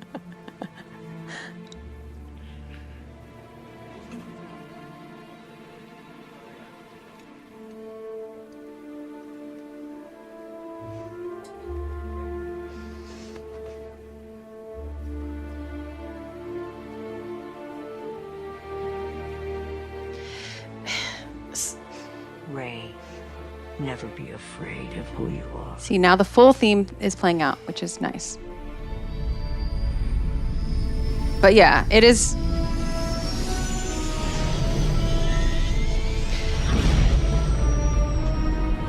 Okay, I think that transition is good, actually. Yeah. Well, I mean, I think they should have picked one or the other. To Like the use Force theme or the you mean Force Ray theme. or the Force theme? No, I think in these 5 minutes, you should have picked one opportunity or the other to use the Force theme and not use it both times. But part of the reason that I think they use it twice in such close succession is that a lot of this movie is composed of pieces of scenes as opposed to complete scenes. So you have these little jagged scene pieces that you fit together. And that means that instead of having, I don't know, a 5-minute scene and then a transition or a montage or something, and then you have another 5-minute scene, and you can use the Force theme in those two sequences, and it's not too much. Instead, you have, like, you've cut out all that middle stuff, and you've just got these two jagged bits of scenes, so you have to use the Force theme twice, really close together. So, like, I get why that would happen, but I do not think that it's good filmmaking to do it in such close succession. I see your point there. I feel like the fact that the first time the Force theme, they only play half of it, and then the second time they play the full theme does make me feel like there is a little bit of a musical payoff for the first time it gets cut off. But then I also feel like the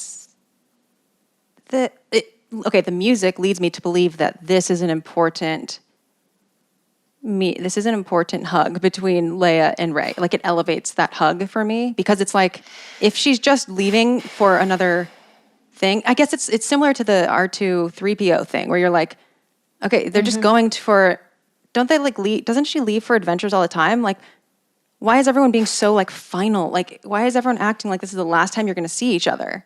And that's, I think what the music here is doing. Like, it's almost like this is going to be the last time she sees Leia.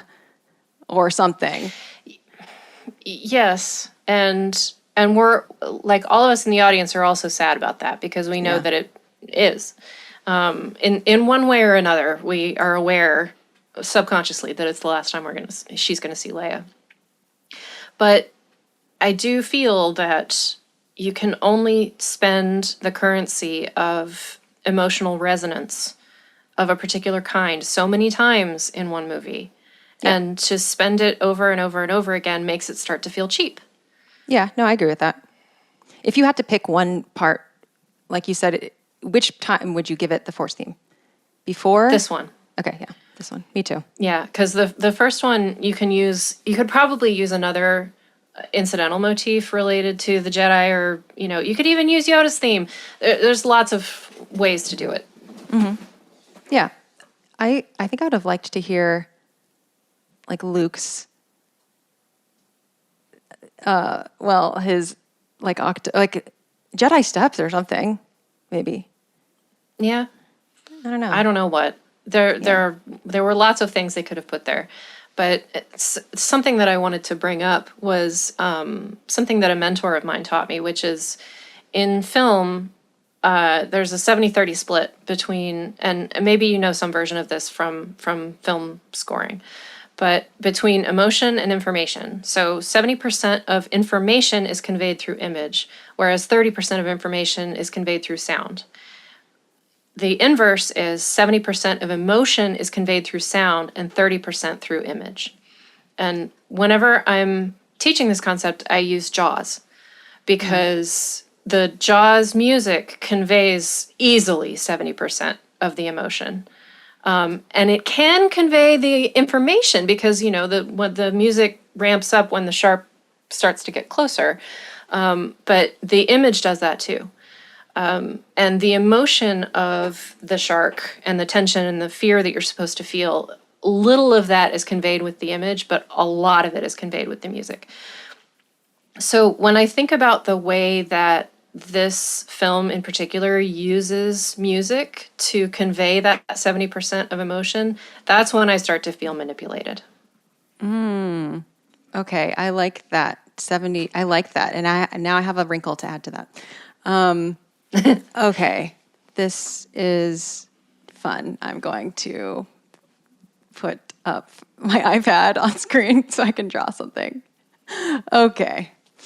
So you have split things. You're saying, okay, there is basically visual. What did you say, visual or audio? What was the terms you used? Information and emotion. So information, 70% of information is conveyed by image. Mm-hmm. Yeah, info, and then emotion. And then emotion, sound. Sound, yeah. Okay. So the way I'm thinking about this is I wonder, I do have a similar thing that I think about in terms of this, but it has all 100% to do with sound. So I feel like I haven't thought very deeply about the percentages, but for me, like 70%, I could say 70% of information is conveyed in the sound design. And I forgot how you said it. I'm bad at this stuff. But basically, the sound design gives you the information, and the music gives you the emotion. So basically, I split up audio into score and sound design. So I wonder if the image could also be split up into different cross sections. Do you know what I mean? Probably yes. Yeah. So there's like an essential element. Color would be more emotional. Objects in the frame are more informational, like that. Yeah. So that's I guess there's another way of looking at it. There's the tangible things, both on screen, both visually and auditorially. Like the click that something makes when, like the ignition when a lightsaber activates, is, to me, the same kind of information that you get from watching the lightsaber activate. It's not like I'm getting more, but the music, which is metatextual, the music is something different. It is something like color, yes. You're saying. Well, so the sound that a lightsaber makes when it activates provides. It's interesting. It's an interesting choice because it provides emotion in the sense of nostalgia because we all grew up with that sound, but it's also informational in the sense that Kylo Ren's lightsaber, because it's a piece of shit, it sounds all like crackly and weird. Yeah.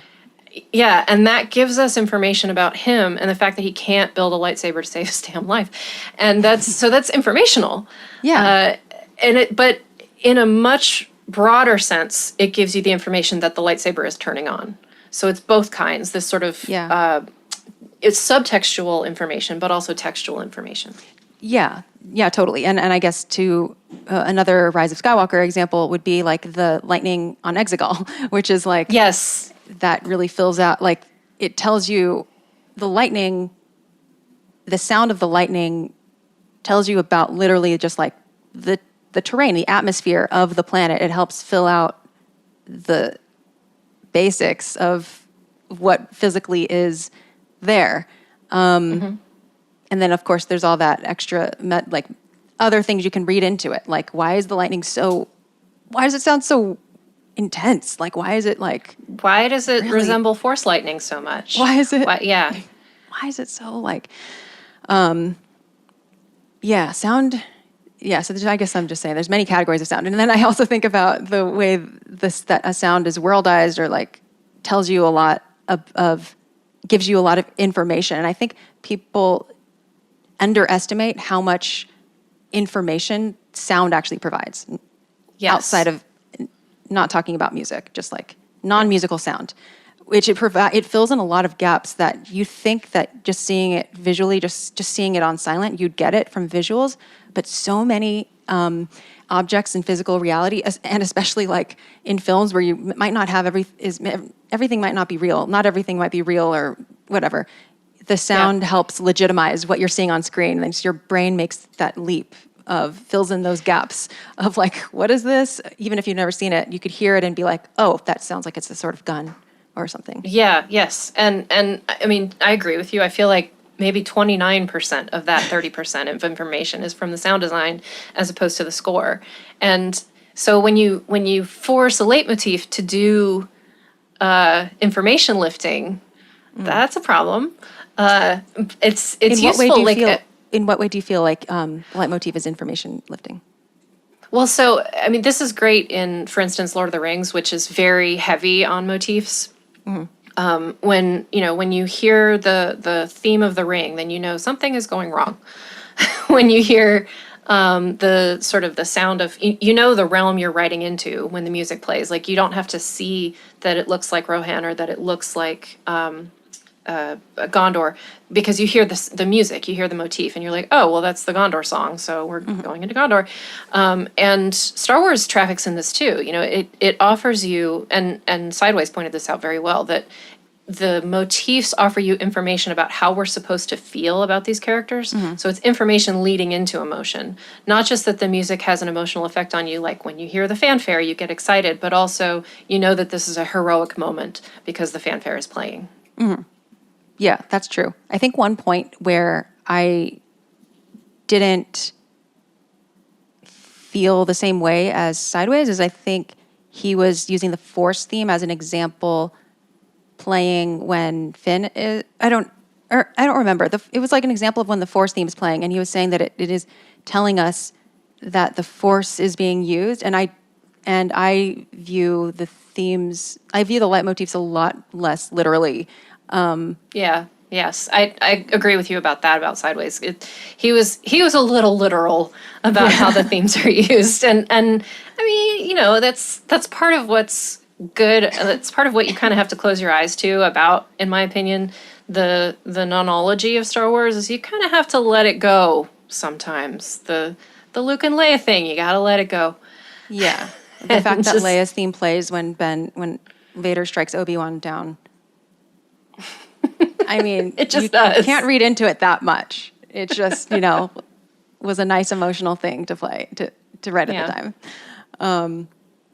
It does. It is interesting what happens when artists create something that actually is pretty internally consistent, but they haven't become self-aware yet that they are now going to be counted on to continue that same consistency. Or it's just, there's just very interesting thing that happens when an artist's art becomes a thing that everyone seems to own, and there's not necessarily there's so much. It is. It's so hard to negotiate, and that's like the tiny whisper of sympathy that I have for George Lucas is about that.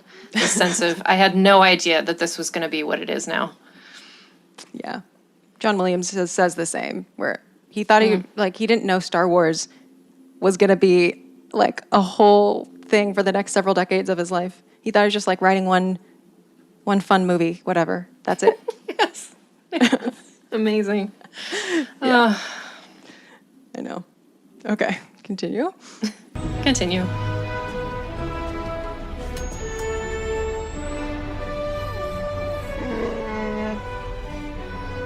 It is.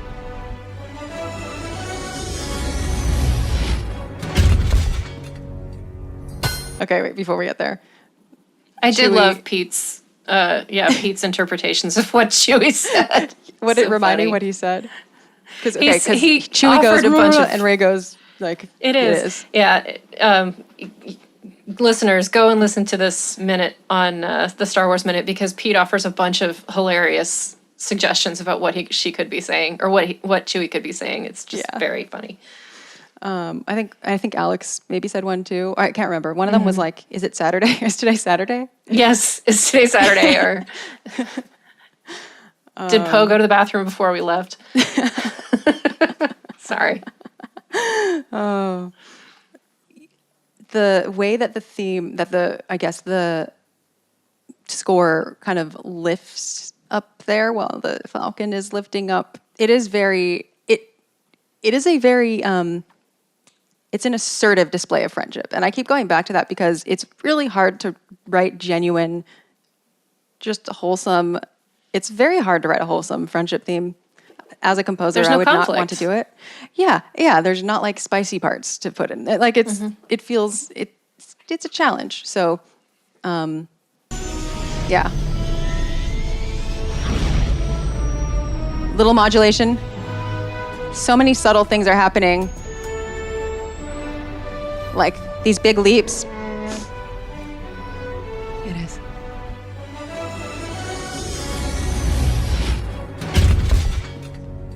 Yeah, it's just a nice way to make that not boring. Mm-hmm. And then, of course, we transition directly to the monkey. The Sith chimps. The ape. The bored monkey ape. The bored ape monkey. Albrecht. Albrecht. The metalsmith or whatever. Metalsmith, yeah. Fixing up Kylo Ren's helmet, and the of his hammer matches the note that we just ended from. Mm-hmm. Which, of course it does. I'm just genuinely curious how that decision was made. To be clear, I like it. I like that. It makes it easier for, like, it eases the transition because, like often happens, like the tail end of the music is still kind of it's still wrapping up when the next scene is there, which is a very common thing to do. So if you're going to have another sound immediately enter that has a pitch to it, like this metal thing does, then I think it makes sense to have it match the pitch. Now, I don't think it would necessarily bother me if it didn't, but it just is. I'm just curious. I feel like it's probably a sound design choice because John Williams probably wrote the thing already, but I don't know. I'm always curious. I mean, this sounds not that I think Ben Burtt made this decision, but it does sound like a Ben Burtt thing of like, you know, can I make this more complicated and brilliant? Yeah, okay, then I probably will. Yeah, unfortunately, I doubt it was Ben Burtt. No, I just, you know, he probably hires people who were like him. So I wish it were the case, and I don't know exactly how it works there at Skywalker Sound, but none of this is supported by actual fact. Listeners, don't take this to mean too much, but the sense I get is that Ben Burtt is like more like being phased out because he's old school way of doing things. I feel like there's like newer people that have the ship running in a different way, perhaps. But he definitely still is there and stuff. I don't know. Yes. No, I'm just thinking about, like, again, like I said, my husband works in a way that's with Star Wars, and they do things right. Like, take as much time as you need, just get it right. And I'm not sure that they did that for Rise of Skywalker per se, but it wouldn't surprise me that someone was like, no, I have to get the exact pitch. It's got to be the same. I feel like it is probably a thing that they've been like it wouldn't have been like the one time that they have done this. Like I'm sure they've done this many times where they kind of try to make the sound design kind of fit with the music. And I mean, that is a common negotiation that takes place between sound design and music, is you make your sound design and your music, make sure they're taking up different areas of the frequency spectrum so that they don't overlap. And with dialogue too. It's like if you have someone really low pitched speaking, you can have music that's like really high pitched and light or whatever. I remember this concept was explained to me best when someone was talking about, I think, Alexander Courage's music for Star Wars or Star Trek The Next Generation, where it was for the middle seasons, it's always like you have the violins way up here and the brass way down here, and like in between you have people talking, and it works. And now, like, I can't stop hearing that every time I watch the beginning of an episode. I'm like, it's doing that thing. It's doing the mindful. Useful. Yeah. I mean, it's like in a scene, you wouldn't have everything be just like in the center of the room. Like you need to, you would have stuff in different, places, to fill up your field of vision or like the scope of the lens or whatever. So sonically, these things are happening too. So here, we hear a new theme to this movie.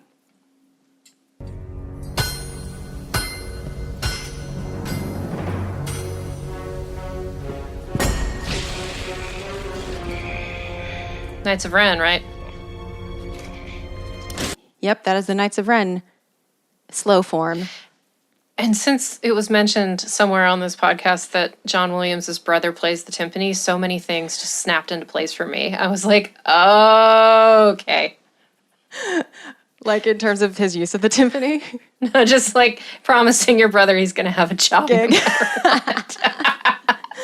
Sorry. Oh, that's funny. I mean, certainly not true, just amusing to think about.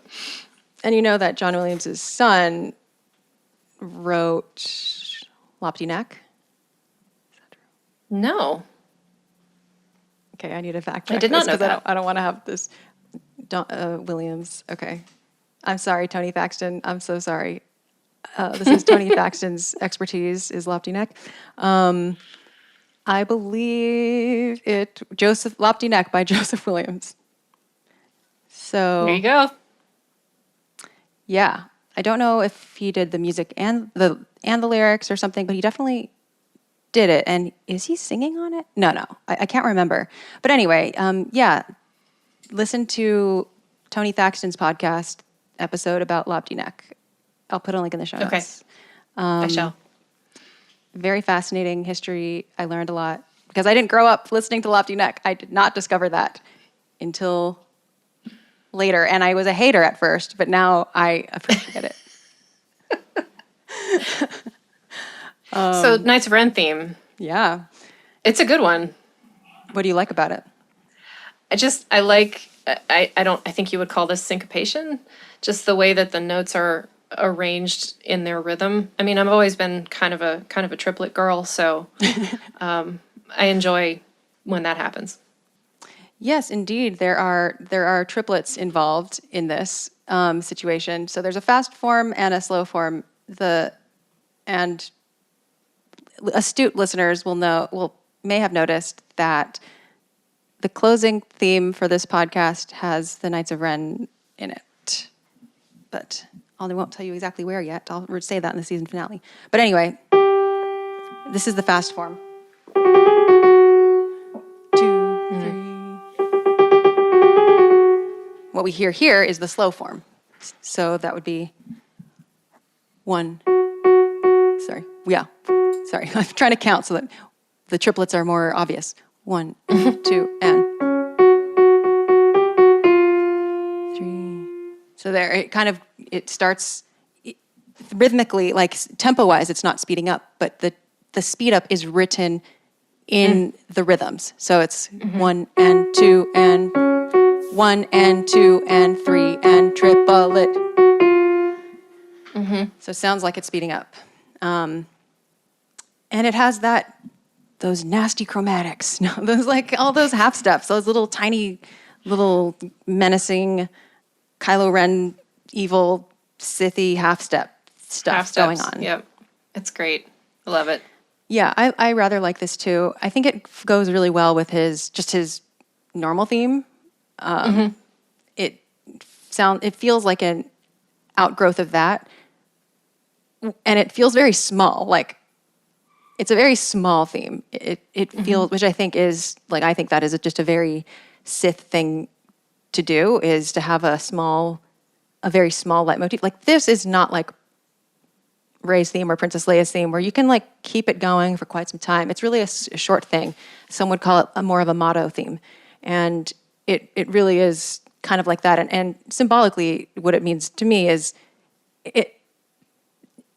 Kylo Ren is kind of in a limited headspace right now. He's in his little idea, and he's not really thinking things or feeling things through. He's not really allowing himself to even think expansively at the moment. He's stuck in his thing. He's like, I'm going to do my thing. I just don't want to really look to the left and to the right of me right now. I'm doing my thing, and I'm just going to choke you if you don't want to go with me. So this is my narrow path. This is my narrow way of thinking here, and yeah.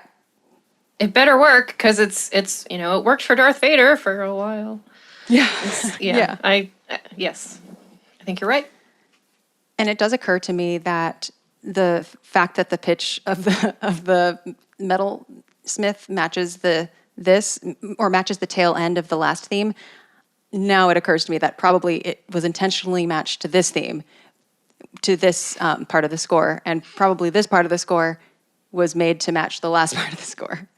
Rather than it being like the metal was supposed to match the tail end of the last part of the score, if that makes sense. I think the metal was meant to match this.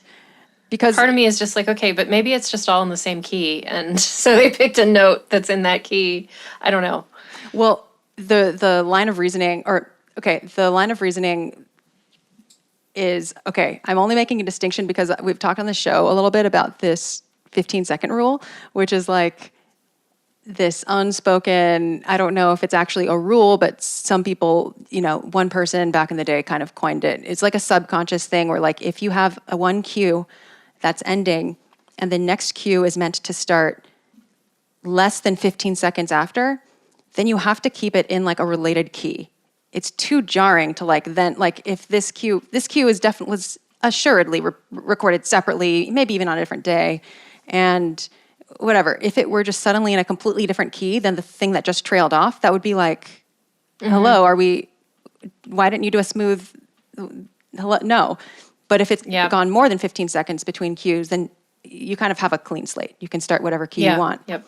So I feel like this was specifically meant to kind of match keys with the previous cue.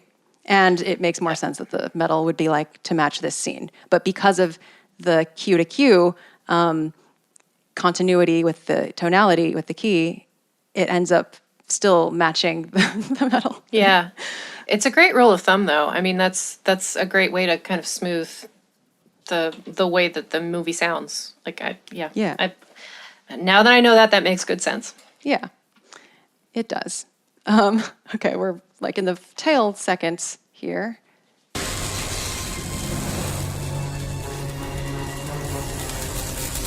Some welding going on.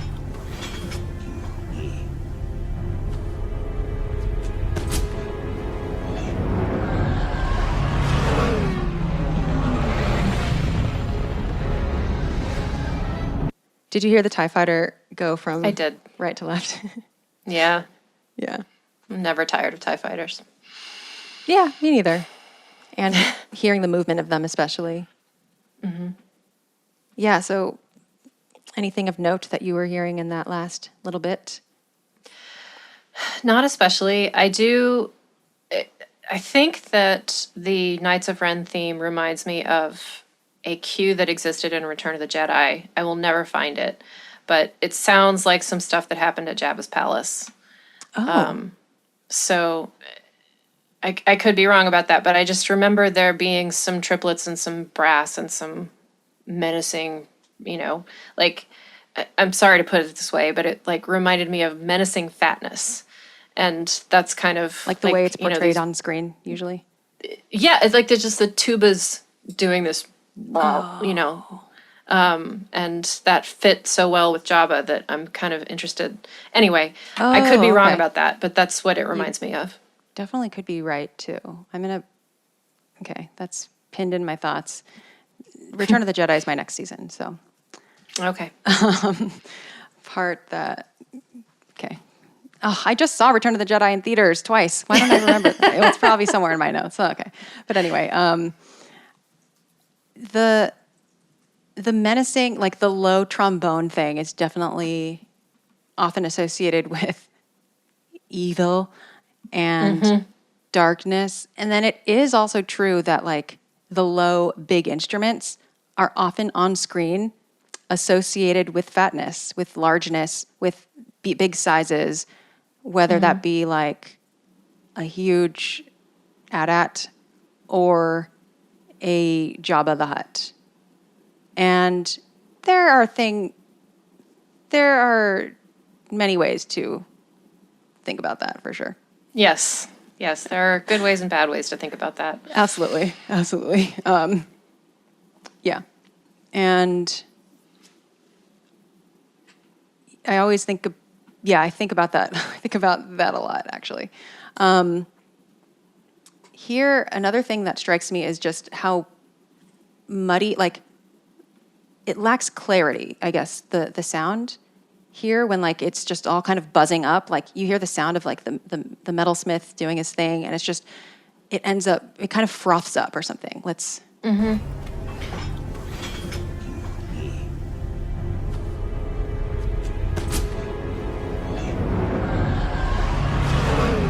Yeah. And then the clean sound of the TIE fighters is yeah, you're right. Like, it's weird when the TIE fighters are the clean sound that breaks the muddiness. But yeah, it works in that fashion for sure. One thing that you mentioned on your minutes in Star Wars Minute, and I'm curious if it extends to takeoffs, but you were talking about the grammar of landing shots. And here we don't have any landing shots, but I'm curious how landings in your analysis differ from takeoffs. Well, the grammar of landings is really specific and codified in Star Wars. Grammar of takeoffs is much more varied. Okay. Between, like, the prequels, they always land in the same way. It's always these three distinct phases of landings, and the TV series, except for Andor, do it the same way. That's just very standard. What are the three steps? You show the ship approaching the environment, whatever it is. Sometimes it shows the ship flying in the environment, but it's always approaching so that you get a taste of what's around you. And then the actual shot of the ship landing, and then the people coming out of it. It's almost never do we skip any of those three steps. And the length of each of these three steps can vary, but often it's way unnecessarily long. So I did this video about landing shots in Star Wars and how, in particular in The Mandalorian, it just adds so much time. And I didn't really realize how much time until I put together a video of it. It's just so many. It's so many. Like a supercut of it? Yeah, I did a supercut of, it's 41 landing shots between Mando and Book of Boba Fett and Kenobi and the first couple of episodes of Andor, because Andor hadn't finished when I made the video. But it's amazing how many freaking landing shots there are. So takeoff shots are different because they tend not to be filler in the same way as landing shots do. Sometimes they convey something specific emotionally, like, for instance, when Luke takes off from Dagobah, it's, this whole thing from the ground. You don't actually see the ship lift off as much as you see Yoda's reaction to it. And when the Falcon takes off from Cloud City, it's very fast. And when Anakin takes off in various places in the prequels, sometimes it's long, sometimes it's short. It just depends. But yeah, the landing shots are pretty consistent there. What part takes the longest? What part do you think takes up too much time?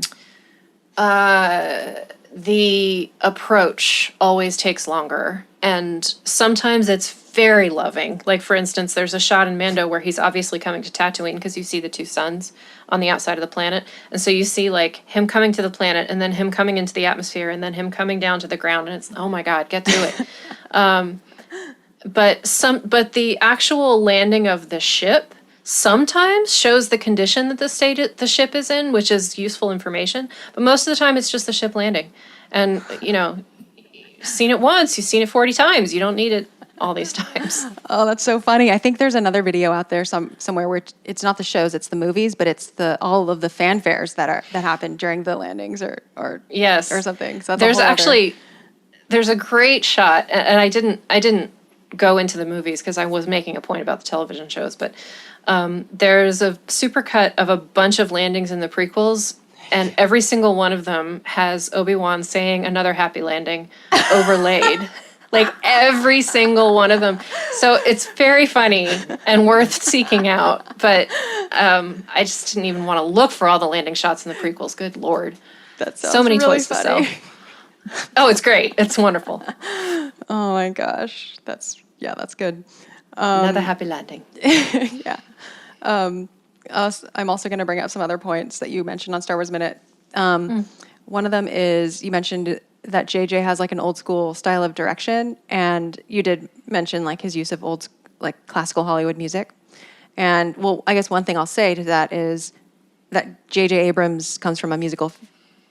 Am I thinking of the right? Yeah, comes from a musical family, and John Williams definitely has mentioned that like working with him is very fun. Like JJ likes to be part of the process. Like the music is definitely a very important part of.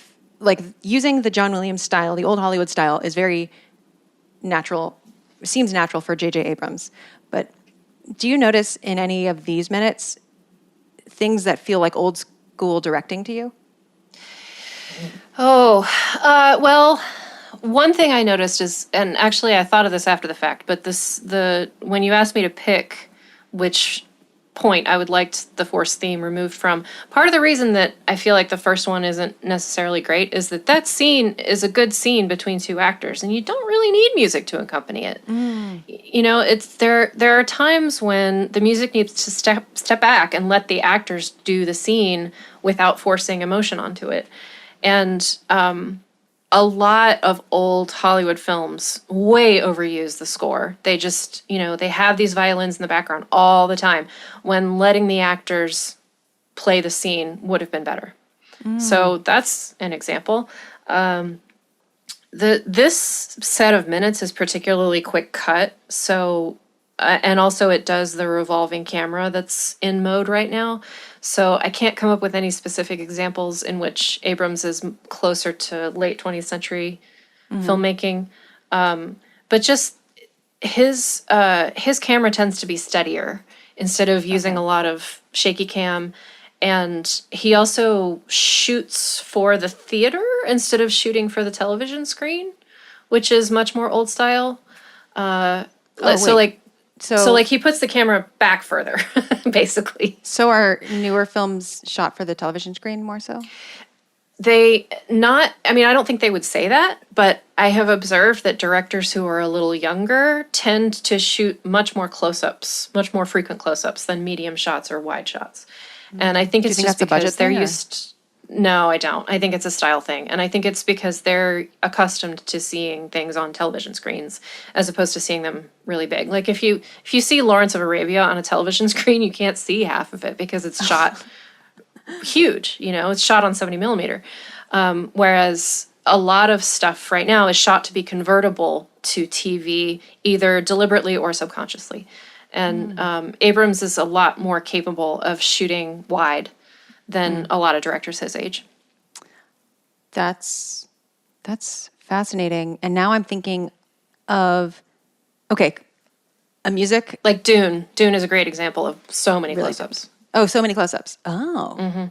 There are some wide shots, but oh my God, the number of close-ups in that movie is amazing. Anyway, go on though. That's interesting, because then I would think that the Dune director is like seasoned and everything.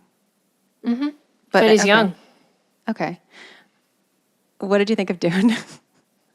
Oh, I have a weird history with Dune. Okay. I thought it was a very good movie for what it was. I'm a little bit allergic to Timothée Chalamet. Like, I know why people love him, but he's exactly the kind of guy that I dated a lot in college, and that never did me any good. Like, thin, skinny, artistic dudes who never pay attention to you. That was like my type in college. So when I see Timothée Chalamet, I'm like, no, run, no. So really it's funny. Not his fault, and I know that. Okay, so to go back to the wide shots and the close-up shots, the next thing that I think about is like the experience that a director has, or cinematographer, I don't know, perhaps ends up, like J.J. Abrams, Spielberg, etc., have had a lot of experience shooting things that are meant for the movie theater, and I wonder if younger directors simply don't have as much opportunity to shoot things for the movie theater, and that makes me think about how like those limitations, like those career limitations, or just like the era in which they come in, or the opportunities that they have, or the barriers that they have to entry, might impact that. Because there is a thing also with composers, like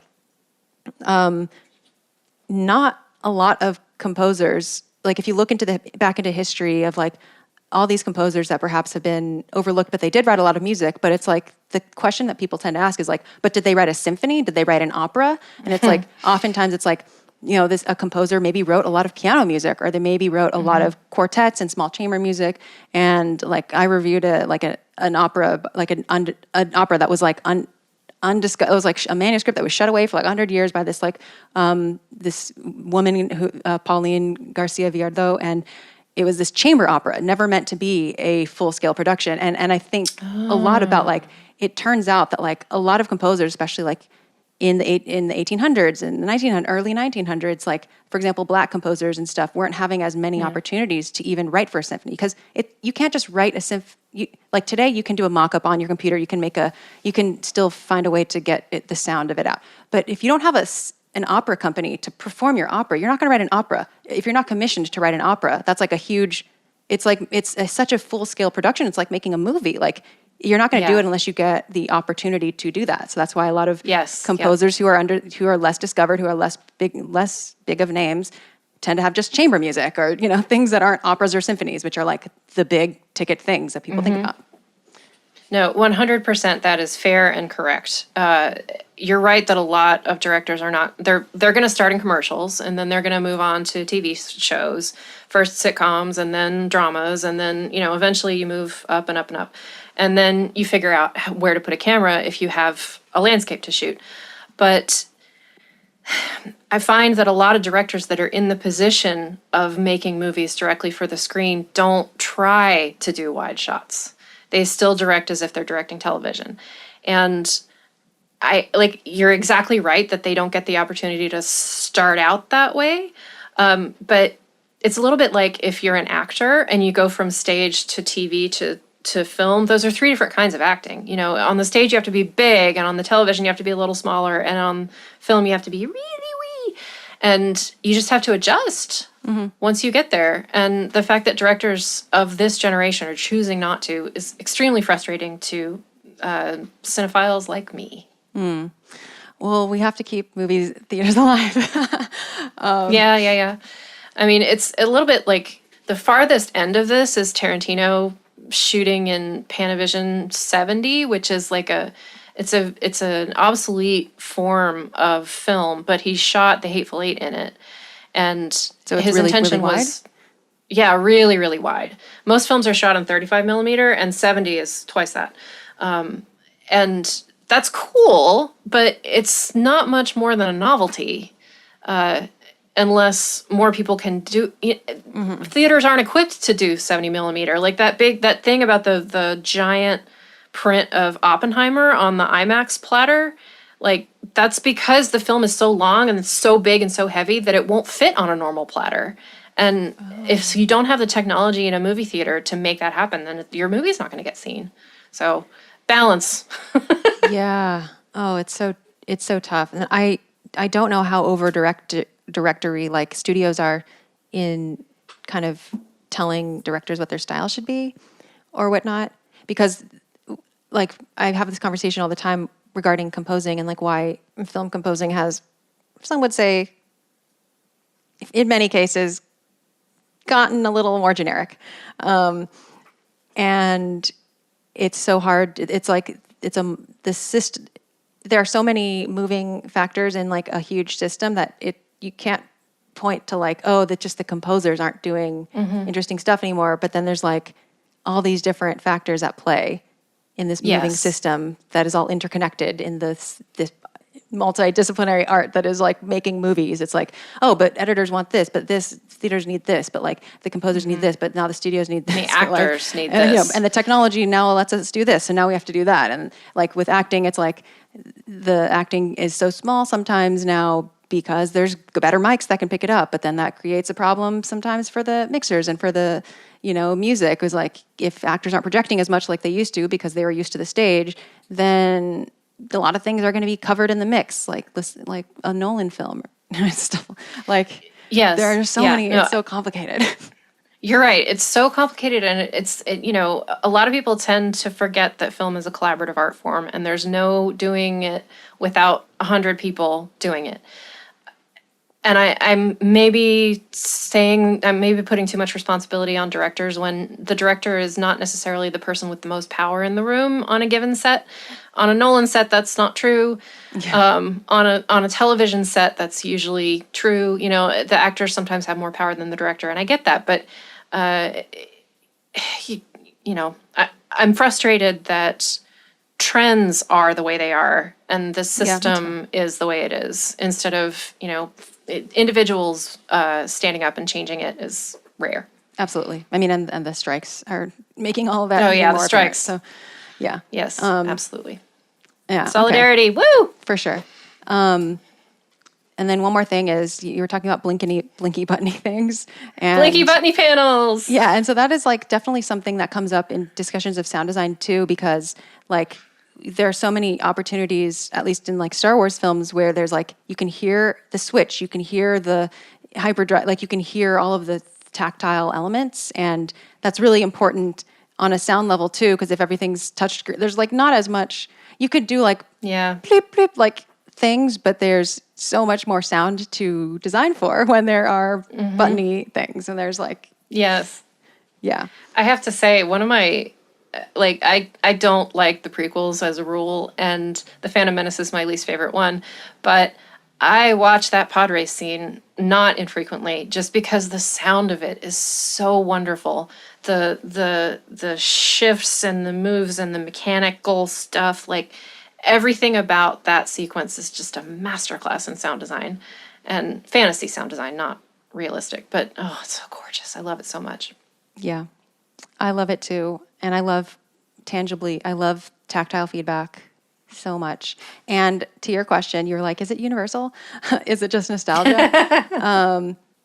I feel like, okay, here's my hypothesis, is that younger people who grow up without as many buttons, I feel like probably won't crave it as much, but I feel like they still will discover the joys of it. And I say this as myself, who I'm kind of a mixture, I guess, of I have been discovering, like in the past 5 years, how I can replace some of my things that aren't tactile with things that are tactile. Because I've always been like, I don't need tactile stuff. Like I have the latest touchscreen stuff. Like I'm like, want all this technology stuff, this new stuff and whatever. And then, little by little, I've just been like, oh, now like discovering why I actually need to have, like the way that I work has changed ever since I've realized things don't all need to be on screens. I can actually work a lot faster if I have something that is like a stable element that I can touch. Like my mixing board isn't like analog mixing board. Like I work faster when there are some things on screen, but something. So like now I'm all about like, I put up my whole board of notes. Like when I'm writing a review or something, like I put my concert notes. Like I literally have this huge trifold board. I have like all my notes in front of me. I'm like, I'm not going to just be switching windows and like trying to toggle between tabs anymore. Like I need to have physical stuff. And oh my gosh, it is so good. Behind me, you'll see like these two pieces of poster board. Yeah. The Post-its are a timeline, and the maps up there are from One of them's from Germany and the other one's from, I think, Switzerland in the 1930s. And both of these maps I had printed at a printing house so that I could look at them, even though there were versions on my computer for free. But I want to be able to see them. Mm-hmm. And there's a program called Scrivener that would have all of this stuff just in a document, in a same document with the draft of the novel that I'm working on. And I wouldn't have to put this up here at all. But I gotta see it. I gotta feel it. It has to be up there. Yeah. Yeah, I'm the same way. I mean, also, my apartment has, like, things stuck to the walls everywhere, so it looks a little bit... Yeah, I've been told that I look a little serial killer-y sometimes with the stuff that I have. But anyway, yeah, getting back to the Rise of Skywalker. No, I guess this would be a time to ask if there's anything that you didn't get to mention that you have been on your mind. I'm just going to join the chorus and say I wish they had used more Duel of the Fates. And I only say that because the chorus of Sith was right there. Honestly, the only reason I can think of is, like, there must have been a rights issue. That's the only way that I can think of that they would leave this completely out of this movie. I don't think it was a rights issue, unfortunately, but I wouldn't have minded if you had that too. Oh, yeah. I just it's a weird choice. Yeah, I am a little curious why they didn't just. But anyway, I'm going to run down what the musical themes we heard were, and then ask you the questionnaire. So the themes from these minutes were something related to Sith seduction, the Emperor's theme, the Force theme, Rey A theme, the Friendship theme, and the Knights of Ren slow form. And if you're following along on the soundtrack, this is the track We Go Together. And it's on both the original soundtrack and the For Your Consideration soundtrack. Are you ready for your first time answering the questionnaire? I am ready. Awesome. Okay, question number 1. In exactly 3 words, what does Star Wars sound like? Adventure, heart, saga. Oh, I don't think anyone's ever said saga before. Because I would say space opera, but that's 2 words. So. Yeah, I like that. What is something related to Star Wars music or sound that you want to learn more about?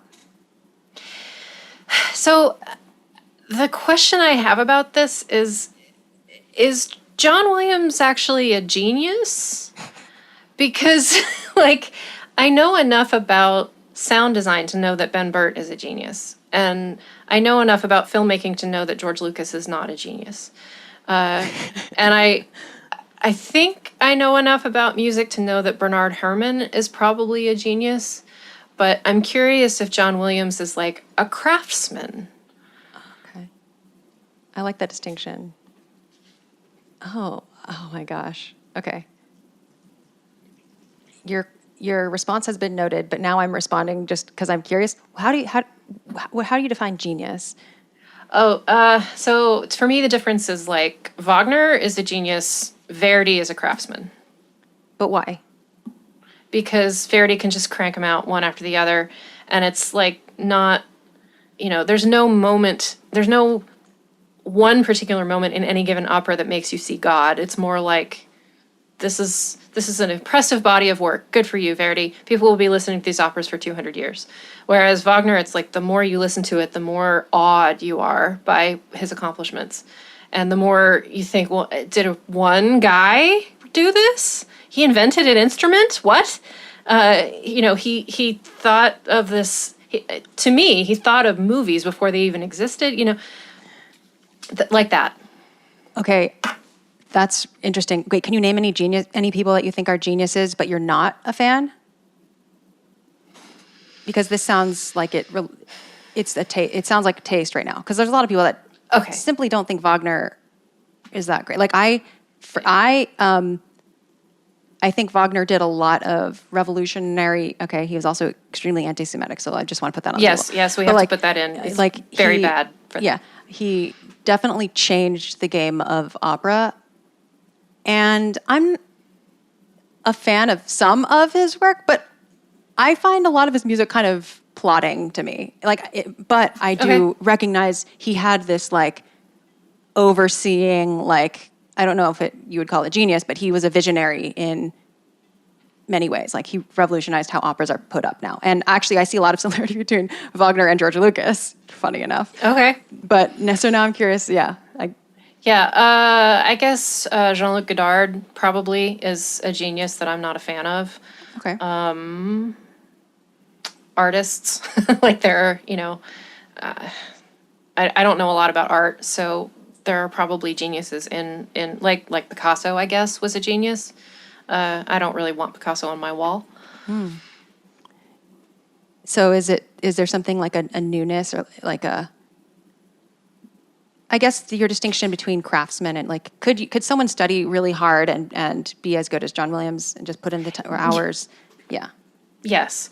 And my question is really, I'm curious if he's one of those figures that the public thinks is incredible, but people who know anything about music are like, well, actually, he's just fine. And, when I first started, no.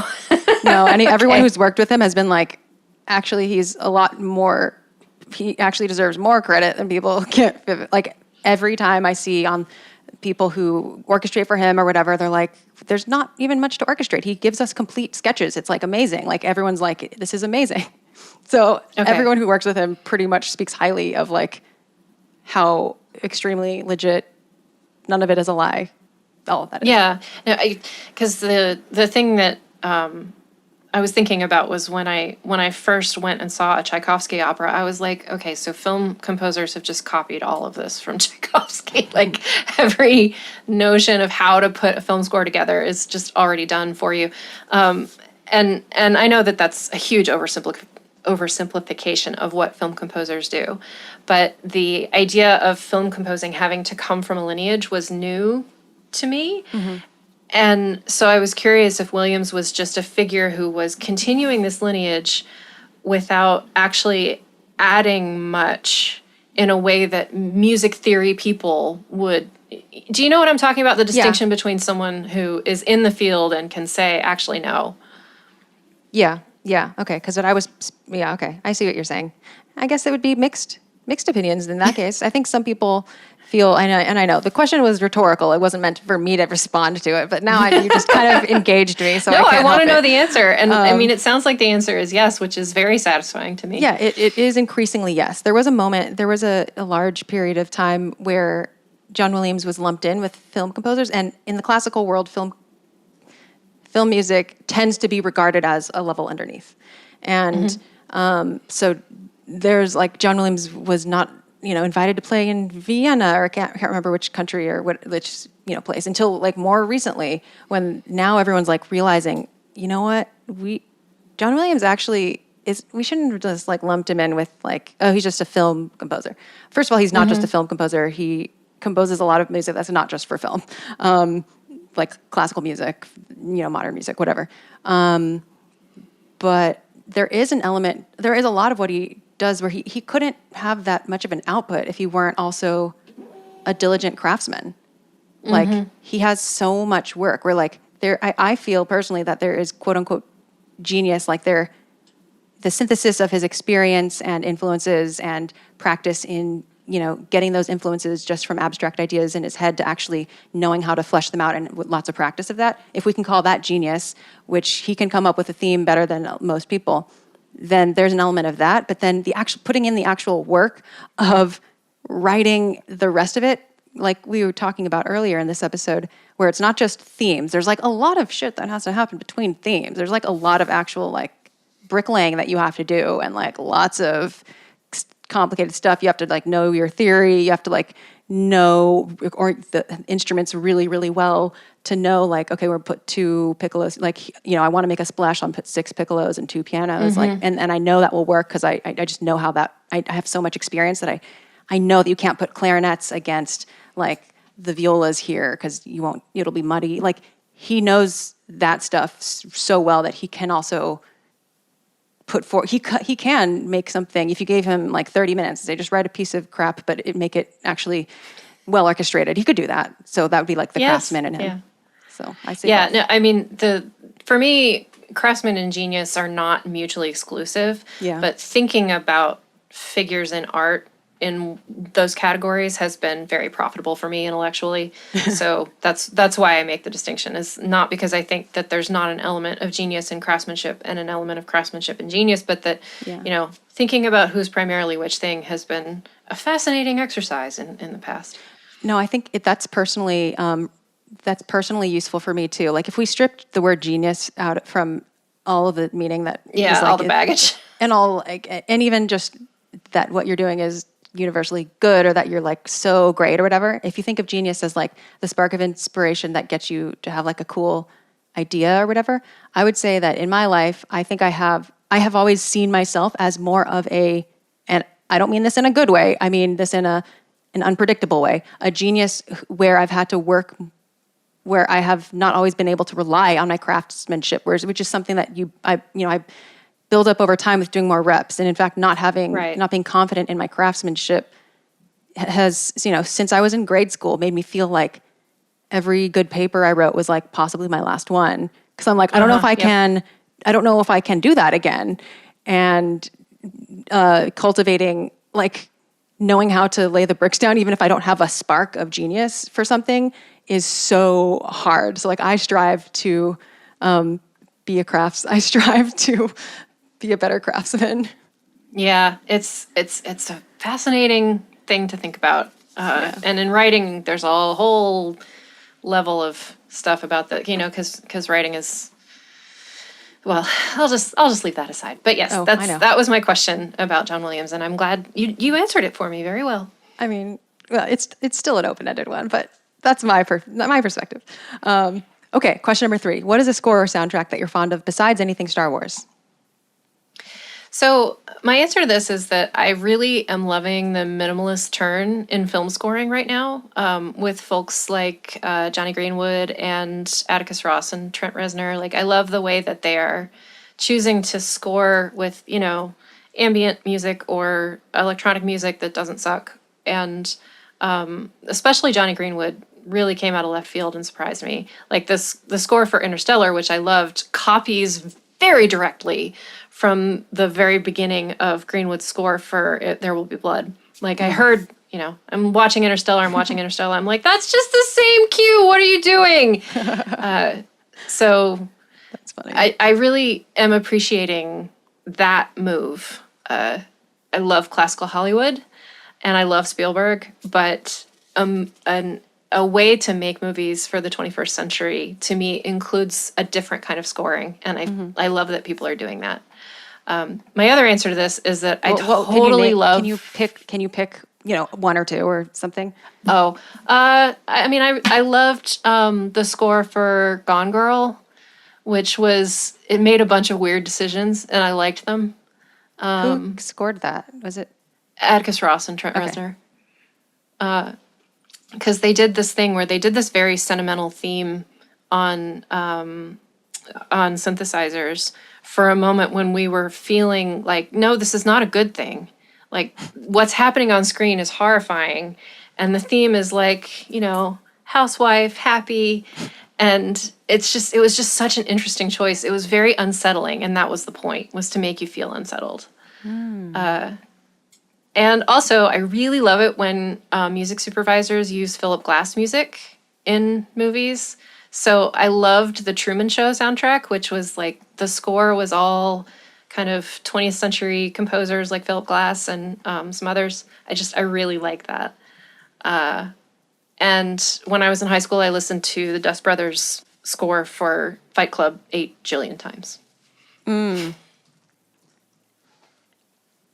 Fight Club has been mentioned. Truman Show has never been mentioned, and now I'm like, haven't seen that in a while, but I really like the movie.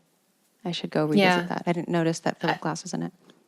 Yeah, Philip Glass is in it, and Philip Glass is used to very great effect in Watchmen, not the show, the movie. Yeah, I do remember that. Yeah, it's just, people tend to find really good uses for his work, and I just enjoy that. I think this is such an interesting answer because now trends move so fast that every trend kind of ends up becoming distilled into a shell of what it once was. because I think they're like everything like that you've mentioned that I am familiar with. Like Johnny Greenwood's my favorite film composer outside of John Williams, and really, yeah, and I that really so validates me. Actually, when I answered the Star Wars Music Minute questionnaire for the first time myself, I said "There Will Be Blood," and I really liked Atticus Ross and Trent Reznor, at least when they were first coming out. I just haven't seen like every movie. I haven't seen Gone Girl, but like I was saying, with John Williams, Star Wars becomes the reference. Like now, The Social Network becomes the reference, and then it's to varying degrees of success when other people are doing the minimalist thing. You know what I mean? So yes, yeah. I 100% yes that. Yeah. Anyway, okay, Gone Girl, Truman Show, and Fight Club. Nice. Solid. And I was gonna talk about, Lord of the Rings and Wagner, but I think we covered that ground, so I'll stick with my choices. Well, where can people find your work and you online? My website is kcoldiron.com. I am on Twitter too much at Ferrifrigida, Ferrfrigida. You can find my most recent book, Junk Film, on Amazon. If you want to read my first book, the best place to get it is probably from the box of books that's under my chair, and you can just email me and say, I want to buy a copy of Ceremonials, and I'll say, great, all yours. And those are the main places to find me. What is Ceremonials about? Ceremonials is an experimental novella that was inspired by Florence and the Machine's album Ceremonials. Oh. I listened to that album and I heard ghosts in it, and so I wrote the story of those ghosts. Oh, that's cool. Yeah, it was a beautiful book to write. I saw on your website that you also make chapbooks. Yes, I mean, I haven't in a long time, but... Yeah, but same. I do love doing it. I've just been too busy of late. Yeah. I always like to meet other chapbook makers. Do you like sew your own books and stuff? No, the first set that I made, I used just a safety pin. So I pinned the pages together, and people seem to really like that. Yeah. I took a little bookmaking class and I learned how to sew them, but I haven't quite gotten the hang of that. Like I do cross stitch, which is a fiber art, but I don't sew, which is a fiber art that I just can't have the patience for it. And it's about the same, I think, sewing books and sewing clothes. So yeah, it's cool. Say lovey. Yeah.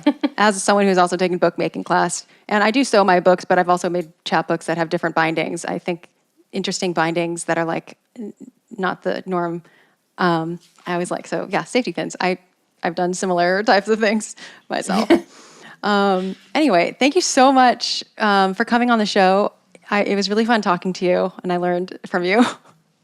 Thank you. I had so much fun, and I really appreciate you asking me on the show, despite our disagreement about this movie. Oh, it's not a disagreement. It's just seeing something differently. It's fine. From a certain point of view. Yeah, that's true. That's true. But from the other point of view, I just don't understand why it matters that much. Yeah, I mean, that would be quite a limiting life. But anyway, thank you for listening. Listeners, you are probably hearing this episode quite a bit after it was recorded, since the show has been on a hiatus with a strike. But, we're talking about a film, so we'll be back next week. Whenever this is released, I'll be back next week to talk about The Rise of Skywalker, minutes 21 through 25. Thank you so much. May the Force be with you.